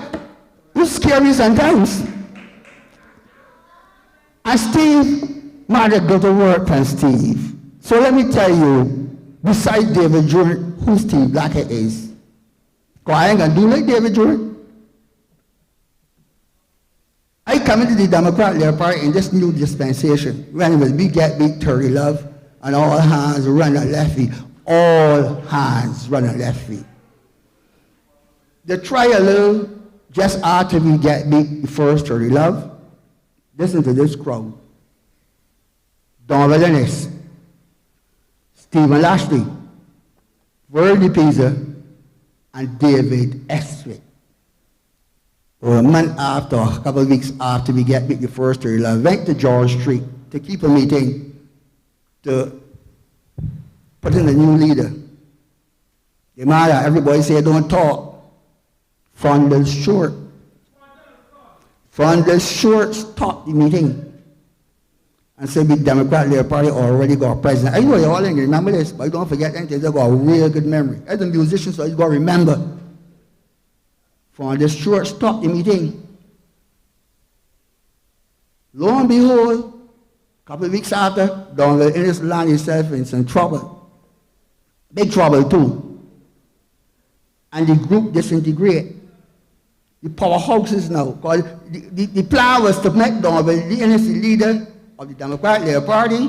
The people can be second man, which she told I didn't know who that can work. Because you know, a people cannot operate with well together. It can't work. I don't know how for this piece was going to sit down there as a chihuahua. I don't know that can work. But that was the plan. The other silent man, the silent assassin, I was calling. We don't know before he called Justin, so I'm going to call him. I don't know what part he was to play. Because he always had this leadership thing in I know he telling you. So he can try to disrupt this as much as he could. However, that break down. And Verla was left standing. And actually left standing, when it was time for election, she became the president of the Democratic Party. I had a lot of time for Verla Pisa. I love Verla Pisa. I tell everybody so. I had a lot of time for Verla Pisa. I gave her my wholehearted support. I hear everybody say all of me. We rallied behind Verla Pisa. Verla Pisa got humiliated by some of the members of the Democratic Party. This man will stop calling me. I don't know if he's called. Verla went to a meeting somewhere in the north. And then All Saints School to be exact. Thanks, Steve. I know a lesser person, because he's a lesser person than a guy by the name of Hayes Bain. I don't want to use the adjective here, because this is the place straight, but all want to know who Hazy Benny. A man that is as negative as you can get. I've never seen a human being so miserable in my life. Likes nobody, including himself. I disrespected that woman to the highest level. Stevie was there? Yes, he disrespected that woman to the highest level. That she get out of here, get out of here. All this leading up to this, you know. So when we went into the election in 2022, it was a foregone conclusion that we can get beat. A lot of people said that we could hold a seat or two. But when they bring Stewart in the Bayline, they take away any chances that we had of getting a seat or two. The pundits said that. History like it proved right. Be that as it may have heard the piece of, I talking about Steve Blackett, you know. I talking about Steve Blackett. Where the piece of carried in the election, and we get beat, and she too ran away. He used some excuse and left me now. We know reeling from a 60. It's 230 Lazarus jockey. That's 60 now. So you want more people on deck for the captain drop off. And I had a lot of new candidates there. In 61 yet, I will never accept that one. Steve Blackett do so. When all of them ran, Steve Blackett did so. And acted as president of the Democratic Party. And the revival started then. I can remember when it was coming to general election, that a lot of people tell Steve, man, you could run, you can be president of the party. And they thought that if you could run, you would be too. When they thought you would be president. Because he had garnished that support and love and commitment for the work he was doing. And Steve said, nah, you got a young champion there. I can let him go through and I can help mentor him and stay behind him. You got to clap for that. That don't happen. That's what causing all the trouble in this party now. You know what causing the trouble in this party now? Because that they call the old guard, them don't want to move. Steve Blackett said, no, you come through. You come through. I go on meeting to deal with the old guard another time. I can light Mount up. And Steve took over the reins of General Secretary and Ronnie as the president of the party. And he told him as a tag team. When I ever watched wrestling yet? They brought the Democratic Labour Party to relevance again. Look at George Street. Just going George Street. A year ago, they had a Troubadours reunion. A year and a half ago, to be exact, I think it was. The band Troubadours had a reunion. And one or two of them got ties to the DLP, so they said, let me keep it up. The boy vehicle was around too, so his family got ties to the DLP. They said, let me keep it at the auditorium. Because the auditorium looked so good for what they wanted to do. When they look at the physical of the auditorium, wow, this can be great. Love the stage and here, ooh. So I said, okay, we got good start. Because the Troubadours come here and now the place can come to life. I saw the ad about 3 weeks after. And I see the guy at Halo or Halo, that place up in the gap. Halo. So I called Ken Jones. I said, Ken, what happened, man? He said, man, a lot of people tell me don't get in there, man, because that place got stinging. And nobody can come. I have life drop dead here. That's what we went through. That's the humiliation that we went through. He tell me nobody ain't gonna come. Nobody want to see George Street. I witnessed George Street Renaissance. I witnessed somebody said they got queuing there, they got dancing there. George Street has come to life. And now it come to life, these vandals coming in there, and if you don't be careful, they can carry it right back where it was. And we can't let it happen, call my money in there now to wait. They want time. I can defend the little 6 cents that they put in. This is not supposed to happen. Steve was the architect in that. Steve Blackett. the invitation came to the Democratic Labour Party from St. Lucia, inviting the opposition leader to the St. Lucia Big Anniversary Opposition Conference. Listen to this very, very careful. They sent 2 invitations. Barbados in Senate, Steve Blackett didn't send it, nor Ronnie David didn't send it. The St. Lucian opposition sent 2 invitations because they recognized the work that Ronnie was doing as the opposition leader in Barbados, the president as the opposition leader in Barbados. And Ronnie was speaking in Antigua, St. Lucia, he was going to England, he was touring. Speaking out the taxpayers' expenses. He was touring, speaking. Ronnie here was doing that. Even in China. Steve Blackett did what any general secretary would have done. He sent the 2, he forwarded the 2 correspondence to both parties. I'm of the opinion, I wasn't there, that the people sent one to Ralph Thorne. Let me send one because he's the opposition leader. But they wanted Ronnie. Common sense tells you that they wanted Ronnie Haywood. Because they got an opposition leader now. So what you say you want to Ronnie to? They sent it, we didn't send it. Steve forwarded it to them. Ronnie acknowledged it.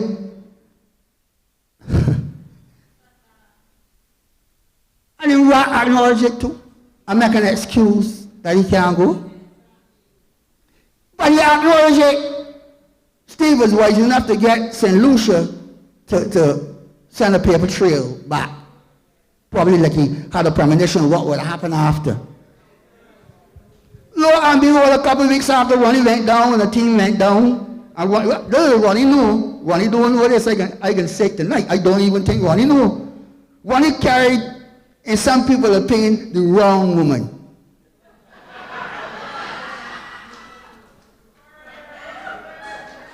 Boy, the right woman took up a tantrum. Because she's from there. She's from there. So she thought that she should have been afforded the opportunity to go.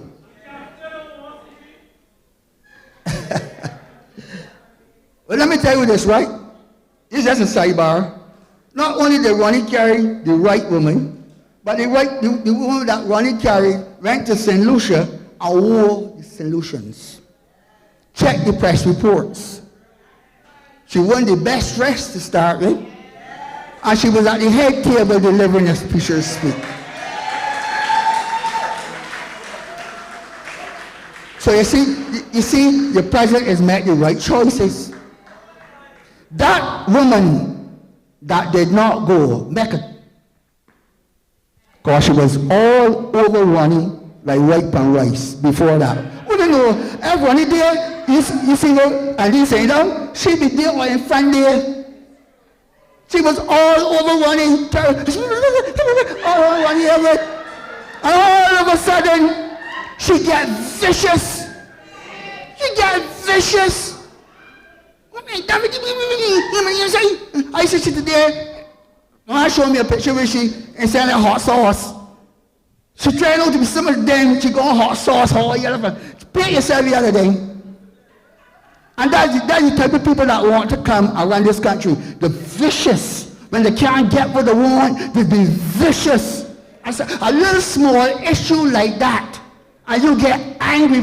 Boy, you tell the girl, I have a solution. Go and enjoy my people's hospitality. You get vexed. When they do my research, I know where she wanted to go. I don't know too, because I went she already did. So she wanted to go back now looking like a dignitary representing Barbados. I'm glad the president didn't know that quite much. You can't she feeling for she.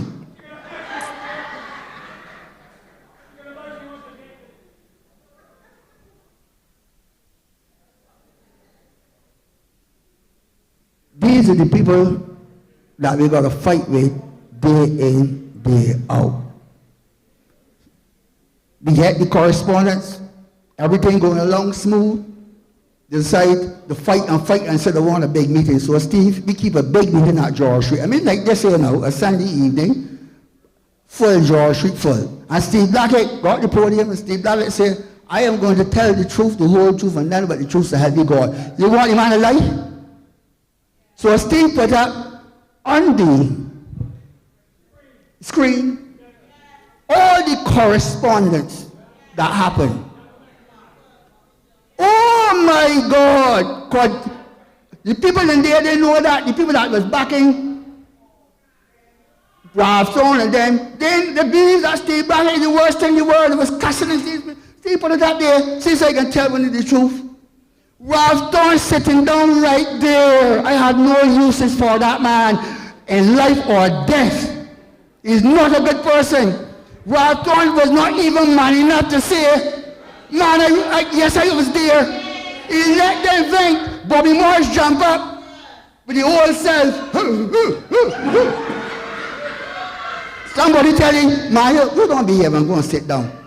You can't sit down because you won't get between the table. No, sit down. Listen, man, you can't sit down there. You will say, no, where one is. You jump up and take the stairs. You can't share where one is, and he ran here. And somebody said, man, move. And then he snatched at the microphone. I was saying, over part, Steve is right behind here. I said, Bobby Morris, sit your old self down. I say self here now, but you really need to self with it. I sit in between there.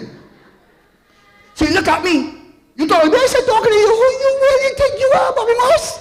A nuisance like you, behaving like a nuisance, sit down. Oh my God, he complained to people from me in New York, Chicago, Miami, Germany, England, how Ricky Williams, and nobody could tell you Bobby Morris.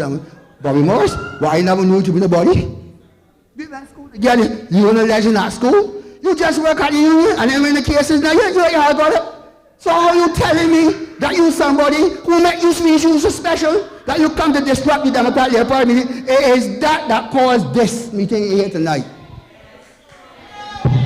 The want the truth, I can bring the truth. That meeting went in arrear, disarray. The police came and the police said, man, I want the part of that. Just like tonight. Just like Paul Gibson going to pull out the plug for the speakers. I'm telling you, this is what went on in the Democratic Party for telling the truth. And that man never had the guts to get up and say, give me the microphone, simmer down, simmer down. He's right. He never did it. I cannot respect it ever in life. Ever. He got to go. No opposition leader politically, he got to go. He went twice already, make it 3 times. Don't play the games with these people. You can't sit down with them. You can't cast pearl between swines. It don't work. Jesus was not sit down with the devil and the demons. You cannot have nothing to do with them. He could have cleared that. But he's allowing everything and like a rock. He's showing up, so he got the imps doing nasty work for him. And then he knows, because he's a lawyer and he can put 2 words together, he knows when to come on and do so. But he little foolish like himself. And the poor people, you didn't parliament now 2 terms, you ever tell anything with the poor people? You never saw a word. You was there when they put on the money for the bus fare. And when they put on the money for the gas and the water and the tax and everything, and you saw a word in parliament. And now you represent the poor people? What are you talking about?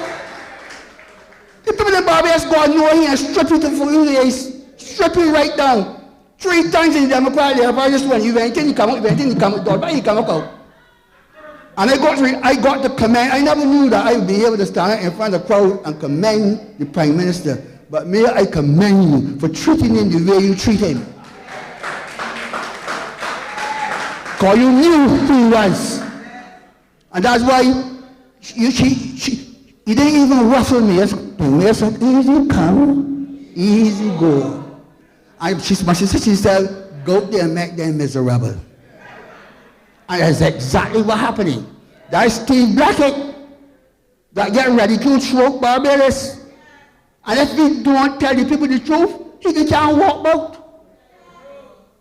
Because then got the narrative out there that Steve is a liar, and Steve is this and Steve is that. And Steve had to put up all the evidence to show that is the man. So I got to defend Steve Blackett. I defend truth. As a man of God, I defend truth. If it's wrong, I can say it wrong and care who get vexed. Dr. Ronnie Yearwood. I never knew this man in my life. Never hear about him, never see him, nothing. I got a cousin. Chris! Chris, you here? That's my cousin. That's my first cousin, too. Not only my cousin, that's my first cousin. Jockey! Man, look at here, look at here. Oh, he's got all talk. That's his brother. He's lying by that garage. So I'm going to walk with the car, then it's Marvin's 2 cents. If you want with the car fixed, Daddy man to get it. If you want to hear about Clay Masker, Daddy man to tell about Clay Masker. Anyhow, I was by the garage today. Just was lying by the garage. And Christopher's a little boy and a lucky boy. What are you talking about now? Because we know if he's good on me being the talk. What are you talking about? My honor lucky. You still want to get a gem. That's what we're talking about. What we get? We ain't got the gems from that side. He said, boy, when they get a gem, you ever hear about Dr. Ronnie Yearwood yet? I said, no. Vaguely, but he said, my dear, boy, we could praise the Lord when I got here. He said so much good things about Ronnie Yearwood. Barbara said, I remember, he's a diehard, you know. He said so, he tell me, right, when you know when I got. So now I come in critical now.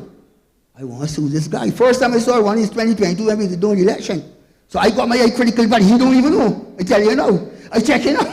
I check it. What's this man Christopher talking about though? You watch it? Boy, man moving right. The man was cool. Blah, blah, blah, blah, blah. First thing I saw, and I make this because I was in this world long, 74 years to be exact. So a lot of things don't pass me. A lot of things don't pass me. I saw the jealousy with the spears. I saw it. But I know that that is normal, except for one person, Dawn Marie. She was vicious with it. She was very, very vicious with it, vindictive with it. But then I realized, too, that she was vicious with everybody. So I let she pass. But I watched Ronnie, and as vicious as they get, Ronnie never get ruffled. He's the coolest customer ever. Then he get mad, everybody run. Got to run. I watched them. I watched Verla bring Ronnie and put him speak. I watched him speaking. I said, yeah, Chris boy, you're right. You're the diamond in the rough, boy.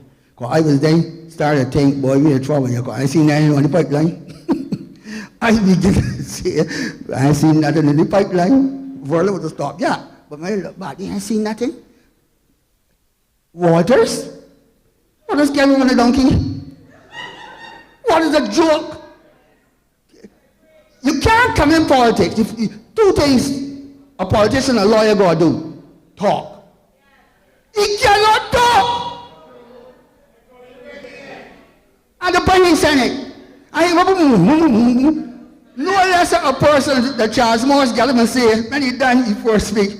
I'm still waiting for the member to make his maiden speech. I was so ashamed as a DLP member. White Tracy there, blazing. I come back from there, don't let him go on here. Come back to that Tracy part there. I said, boy, you look like we got their help here. So when the election came, Brother back out and Steve hold on. In between the interim there, I know Steve was working on, I know what happened. But then they hear when he put up his name, so I went and blindly but the X. When I look down the line, the beer. I mean, you know, like, I think X with the funny line, Waters is funny line.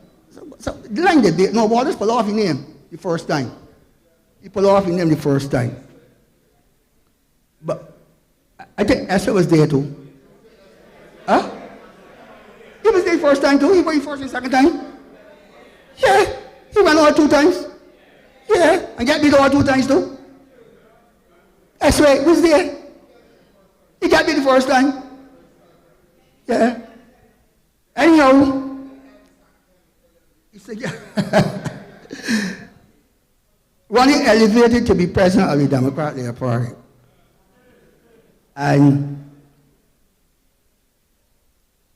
me now, as a non-repentant then, I began to see a little hope at the end of the tunnel. A little bit. Because it ain't easy to come over 30, 60 and got any hope unless it's a lunatic. But the men start the rebuild of the party. That is the thing that I admire with Ronnie. The rebuild of the party. When he started to talk about a new DLP and a new way of doing things. I am not a politician, and somebody run a house from where I ain't none night and I run. Because if Michael Carey and them is politicians, I ain't none.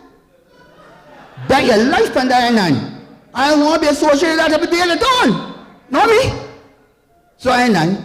I ain't going to be a politician to do office and do good things for the people. This is a new, all this happening.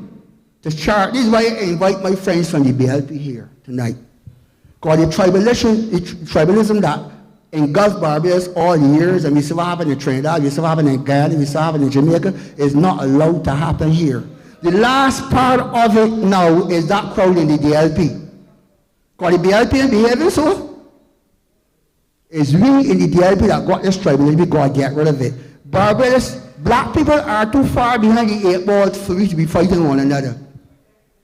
We got to get the best minds here to do the best work that we can and chart a new course for Barbados.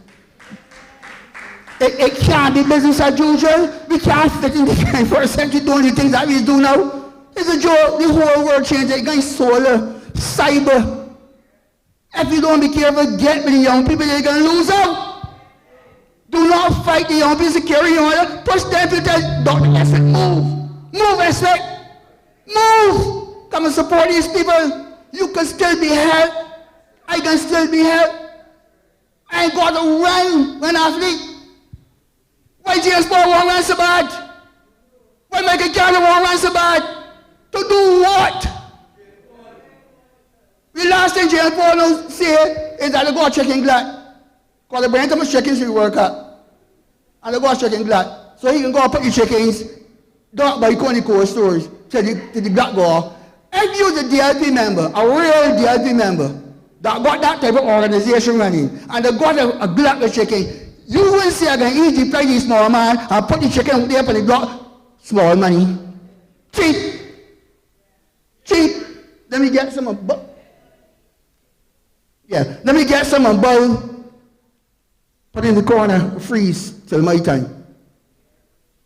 That's the problem that we got with these people that won't run again. Be on the course. We started with the parliament. Go and look at the legs that it was getting and see that the trajectory that the party set up. Imperfect, but I know that we could get there. We could get some 16 next election. I don't put nothing past it. We could win the next election.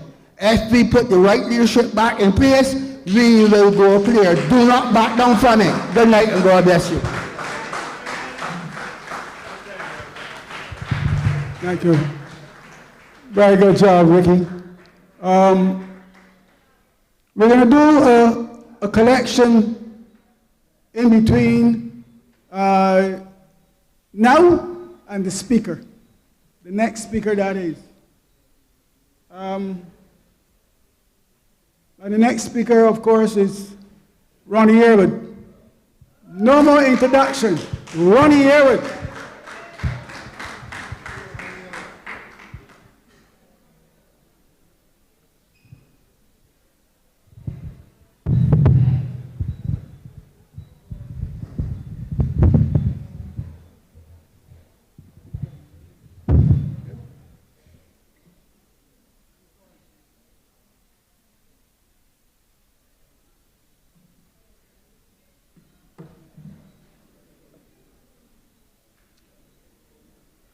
All right, good night, everybody. Good night to the DLP family. Good night to those watching online. Good night to those here with me. I wasn't going to speak tonight because really I believe that I'd said most of the things that I needed to say over the last couple of days.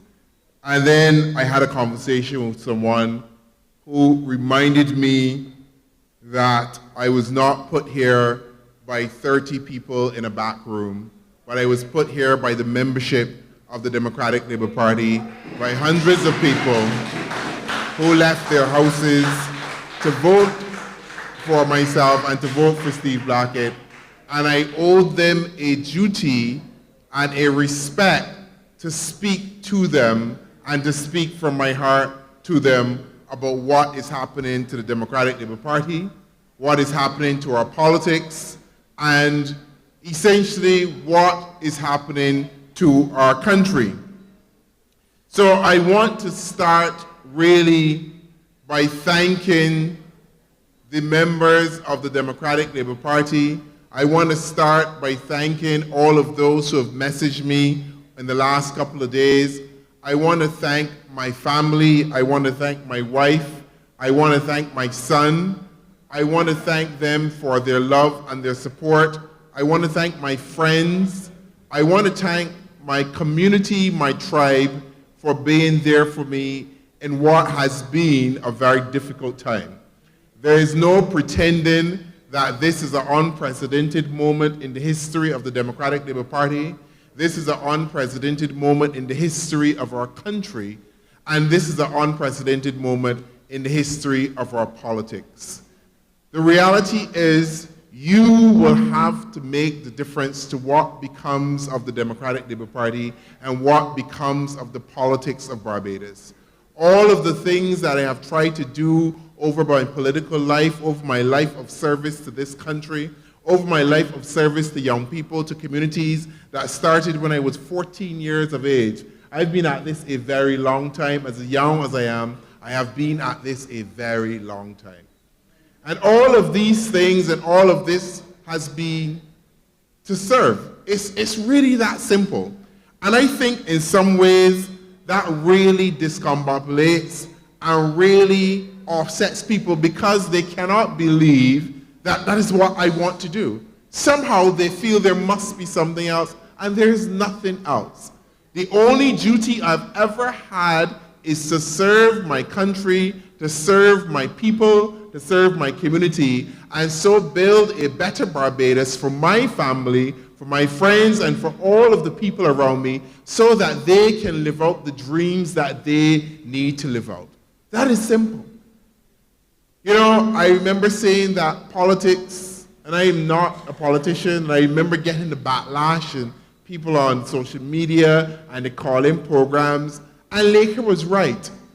If you call yourself a politician and you look at some of the people that are public life and are public service, in terms of these people that have come to the fore, have produced, would you want to be associated with any of them? Would you want to call yourself a politician? No. We have to do better in this country. We have to do better in this party. Your party is at a crossroads. Your country is at a crossroads. Thursday night was a dark day for the democracy of the Democratic Labour Party. It was a dark day for the democracy of this country. You have to understand the moment that we are facing. This is not about Steve Blackett. This is not about Ronnie Yearwood. We are but small parts of a bigger play going on here. You have to understand that this is about you and what you want for your future, what you want for your children and the type of country that you want to live in. Will you do the thing that sometimes we normally do, which is to sit silent and let things happen and let them pass by? Or will you take this as a moment to understand that your country needs you? And realize I'm talking about country, because the Democratic Labour Party is but a part of the country. And I've often said, if we cannot write the Democratic Labour Party in the way that it needs to be righted, how can we expect to write the country?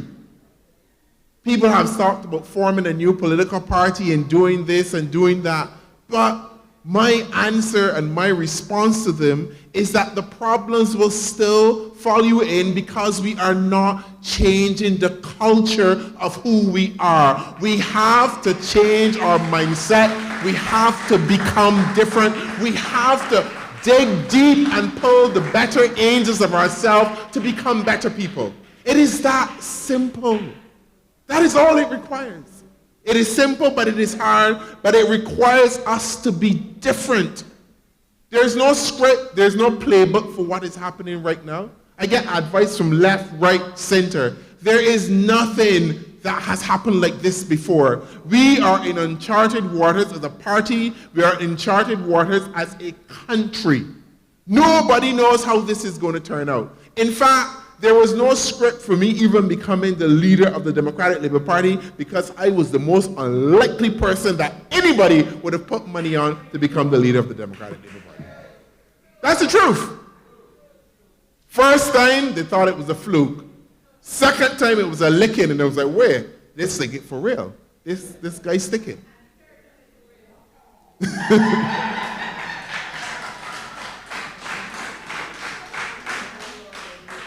And I want you to also not only recognize that this is a moment for the party, a moment for the country, a moment for you, but this is the moment where we decide, because you get to decide, you know.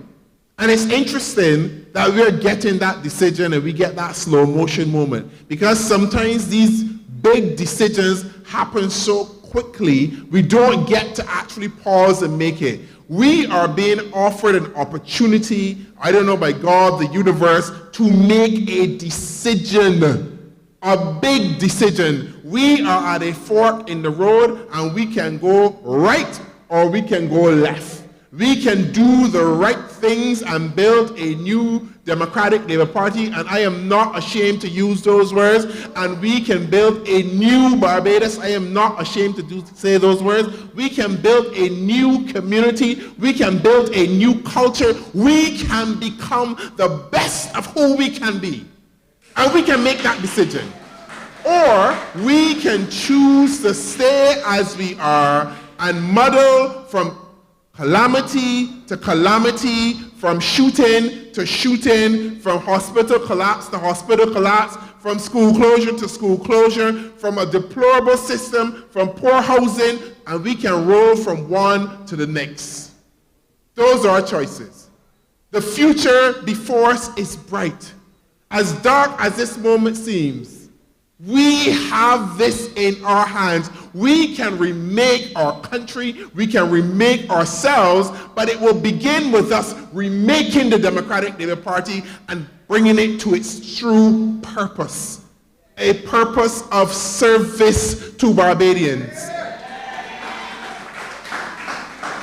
And this is a message to all Barbadians, and it's not a new message, because anybody knows me and knows me well enough. I have said this before. The political parties, the political system in Barbados is broken. And people were like, so why you join the party? I joined a party and I chose to step up when I was called by the members of this party, when I felt called to serve, because I think we can fix it. I think that our better days are ahead of us. I think that we can see the sunshine over the hills, but we have to choose that moment. We have to decide. No one is going to decide for you. No one is coming to save the Democratic Labour Party. No one is coming to save Barbados. No one is coming to save your communities from gang violence. No one is coming to save your schools from low standards. No one is coming to save your hospitals. No one is coming to save you and provide you better jobs, because you to make that decision. You have to decide, we are going to stand up and we are going to do better and we will save ourselves, because the best of who we are is yet to come. You know, when Michelle Obama, and I'm telling the truth, that's probably what's get me in trouble right time. When Michelle Obama said when they go low, they go high, I was like, well, Michelle, I don't know if I can call she Michelle. Miss Obama, just in respect. I was like, the Lord, how you you should kneecap them because you can't allow people to treat you that way. And then when it happened to me, I recognized the value and the powerfulness of that statement, because the lower they went, the higher I went. Ricky talked about it. He talked about the supreme calmness that he's seen me exhibited. All of my friends knows it as a trademark. They wonder, like, how are you doing this? And I do this because I have a deep, abiding faith. I have a deep, abiding strength that God does everything sometimes in his own time. Even what we are going through at the moment as a party, this has to happen. This has to happen so that we understand and we make the choices and we create a better Democratic Labour Party, because we have to clean house. And the only way we are going to clean house and offer ourselves as something good to the public of Barbados, we start by cleaning house first. We cannot go and tell the people that we are not going to be a corrupt government. If you have corruption, you have democracy being broken in your party. You cannot present yourselves as professionals and as a class of people who should represent your country and lead them if you cannot do it in your house. I have said this, the day that we can rebuild the Democratic Labour Party is the day that we deserve to lead Barbados, because we will build a new Barbados. The two are intertwined and the two are connected. This party is an important institution of this country. It is part of the cornerstone of Barbados. And as much as people out there, maybe on the other side, laughing, I actually don't think serious, committed Barbados Labour Party members are laughing at this. They're worried. They are deeply, deeply worried, because they understand as well that something is going wrong that will affect the entire fabric of our democracy.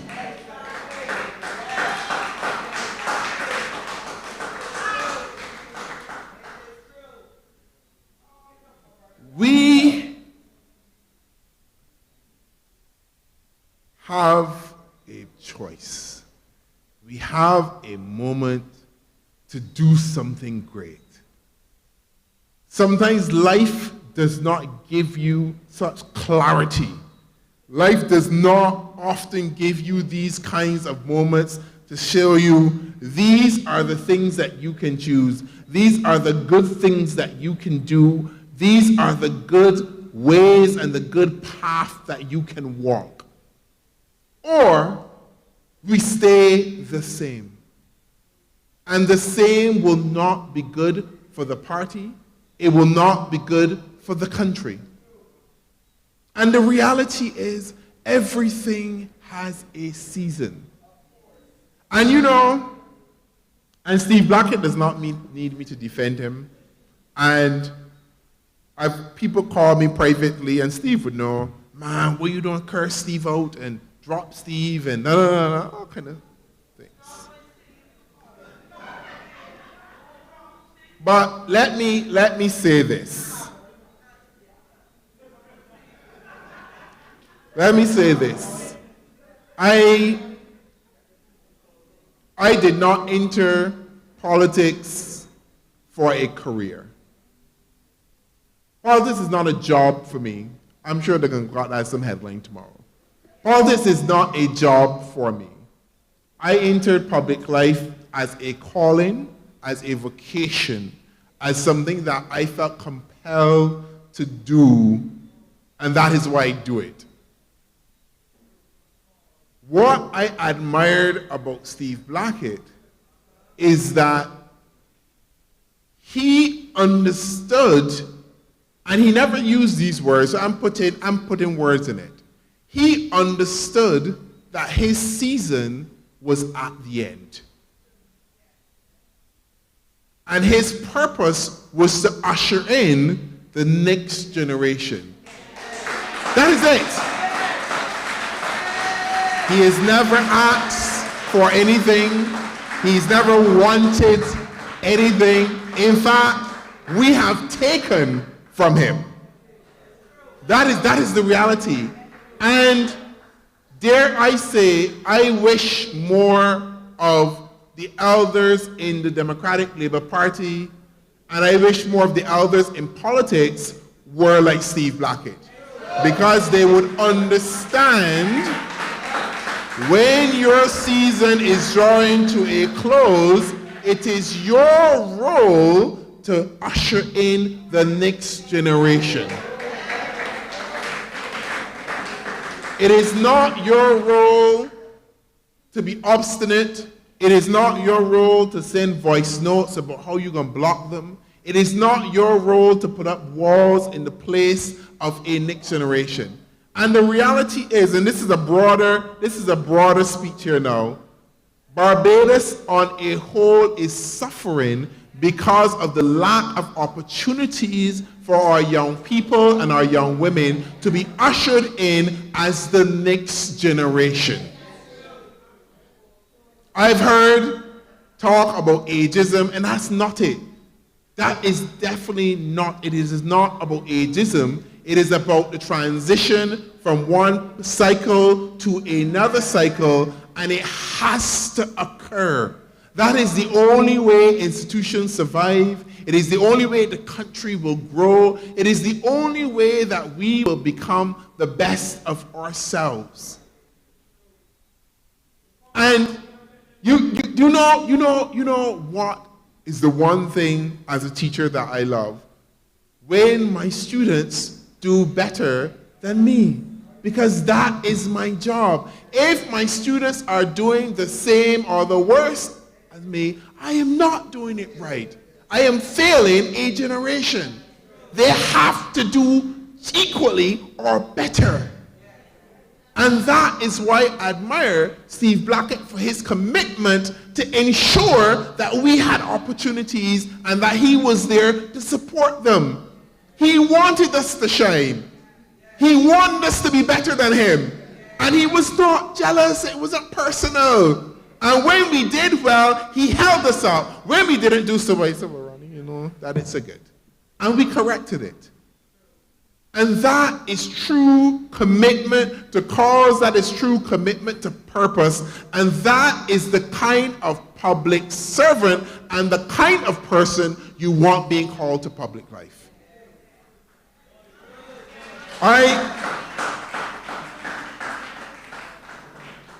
I am not here, and I will never disparage people or call names or any of that, because that's not what this is about. I am here because we have to practice a politics of hope. We have to practice a politics of opportunity.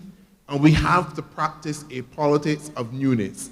A politics of newness that means that we do not stand for corruption. A politics of newness that means that we are transparent. A politics of newness that means that we are open. A politics that says we provide chances for people to live out their dreams. That is what we have to do. We have to come up with new philosophies, new ideas to build that new Barbados. And it is not hard. It is not difficult. We have enough brilliant minds in the Democratic Labour Party. We have enough brilliant minds in this country that we can do this. So what holds us back? That's the question that you have to ask yourself. What holds us back is the behavior that we have seen exhibited in the last couple of months. What holds us back is the kind of behavior we saw exhibited tonight. What holds us back is the behavior that we've seen exhibited in the last couple of weeks. And that is problematic. And I don't know how to say this, if you cannot see that that is a problem, well then we have bigger problems in this country than the Democratic Labour Party's failings. Because, let me put it this way, if the Democratic Labour Party fails or does not know how to address and right itself and do the things that it is supposed to do, that is a serious failing of the country. That will be a serious failing of our educational system. That will be a serious failing of the socialization and all the things that make our country. Because the party is not the brick and the mortar. The party is literally a collection. The party is you. You are the Democratic Labour Party. At the end of the day, Steve and I were elected to simply carry out the roles, to usher the party from phase to phase, step to step. But the beating heart of this party has always been its membership. It is you. You have to decide if the current trajectory of your party and your country, because I'm putting them together, and I'm going to tell you why I'm putting them together, you have to decide if that is where you want to go. And the reason I put them together is simple. If you are able to behave in this particular manner with such little power and little title, how will you behave when you are actually in public life with real power and real title? If I cannot trust you with the small things, how can I trust you with the big things? And that should be a moment of reflection for the membership. That should be a moment of reflection for the country. Because at the end of the day, when a political party assumes office, the party literally maps onto the government. Who do you think becomes chairmen of boards? Some of them same people. Who do you think can become head of statutory corporations? They same people. Who do you think can become ambassadors? Them same people. And the question you have to ask yourself, are they deserving of leadership in public life in Barbados? Are they deserving to take this country where it needs to go? And are they the example of the best of what we can be? And you have to answer that. I can't answer it for you. Because at the end of the day, you're going to have to sleep with yourself. You're going to have to understand the decisions that you make. And Laker was right. I don't have any malice. I don't have any hate. I only have love. And, you know, it's really sad, and this is a little bit of a personal reflection on what has been going on. It is really sad when you see the WhatsApp messages, when you see the discussions or you hear them, to think that people wake up at 5:30 in the morning and the first thing that is on your mind is Ronnie Yearwood and Steve Blackett. And the first thing and the victory, and I'm thinking, do you not have a wife? Do you not have kids? Do you not have nieces, nephews, a dog, a cat, anything? Do you not have a Bible verse to read? Something. Because it is really sad that this situation has brought out something in a group of persons to see that that is the way that you live your life. And that cannot be a life, that cannot be the way that you comport yourself, that you carry yourself. Because we have to be better than that. And I want everyone to be at the best. That's all I've always wanted. I've wanted this party from the beginning, everyone to work together, to come on board and do what is necessary for the party and the country. And that requires you. That requires you to dig deep. That requires you to reflect. That requires you to think about the purpose and the meaning of the Democratic Labour Party.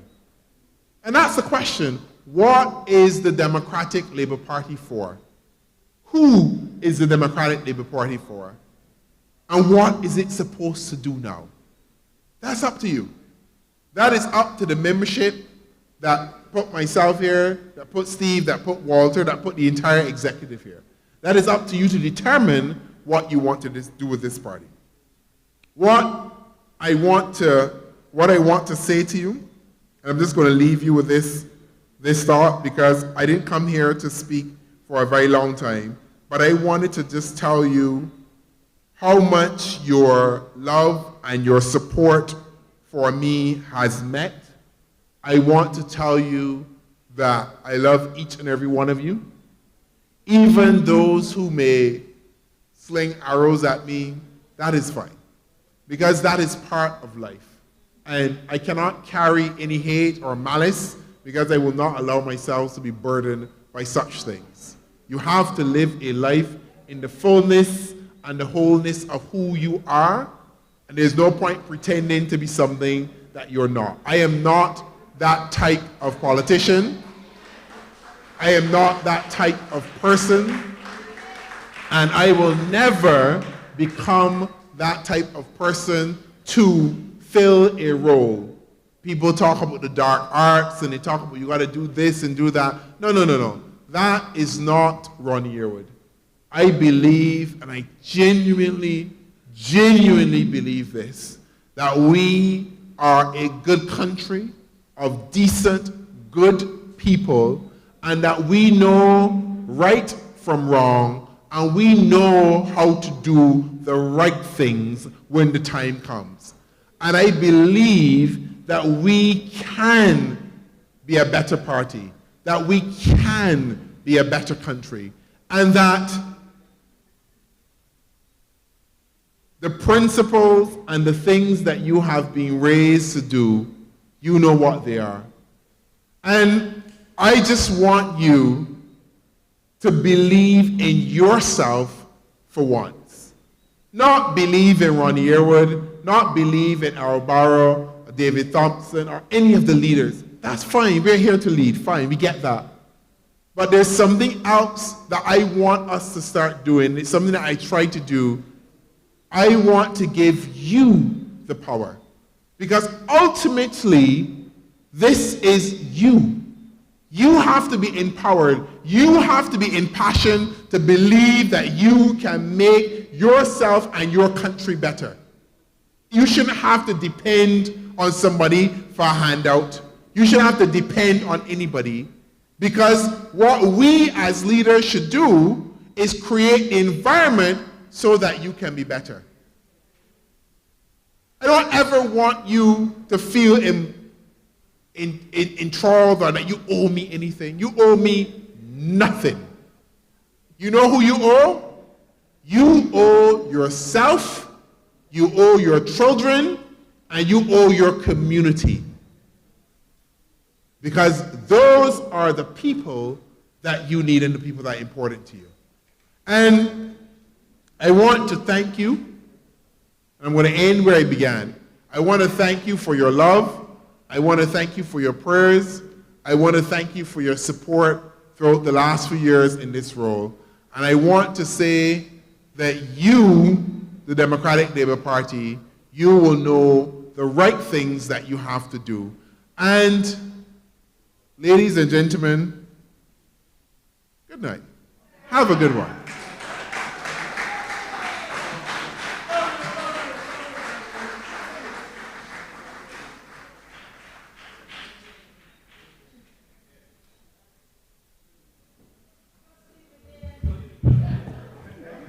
One small announcement.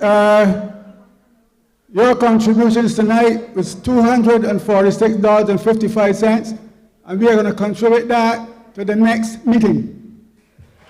Thank you very much.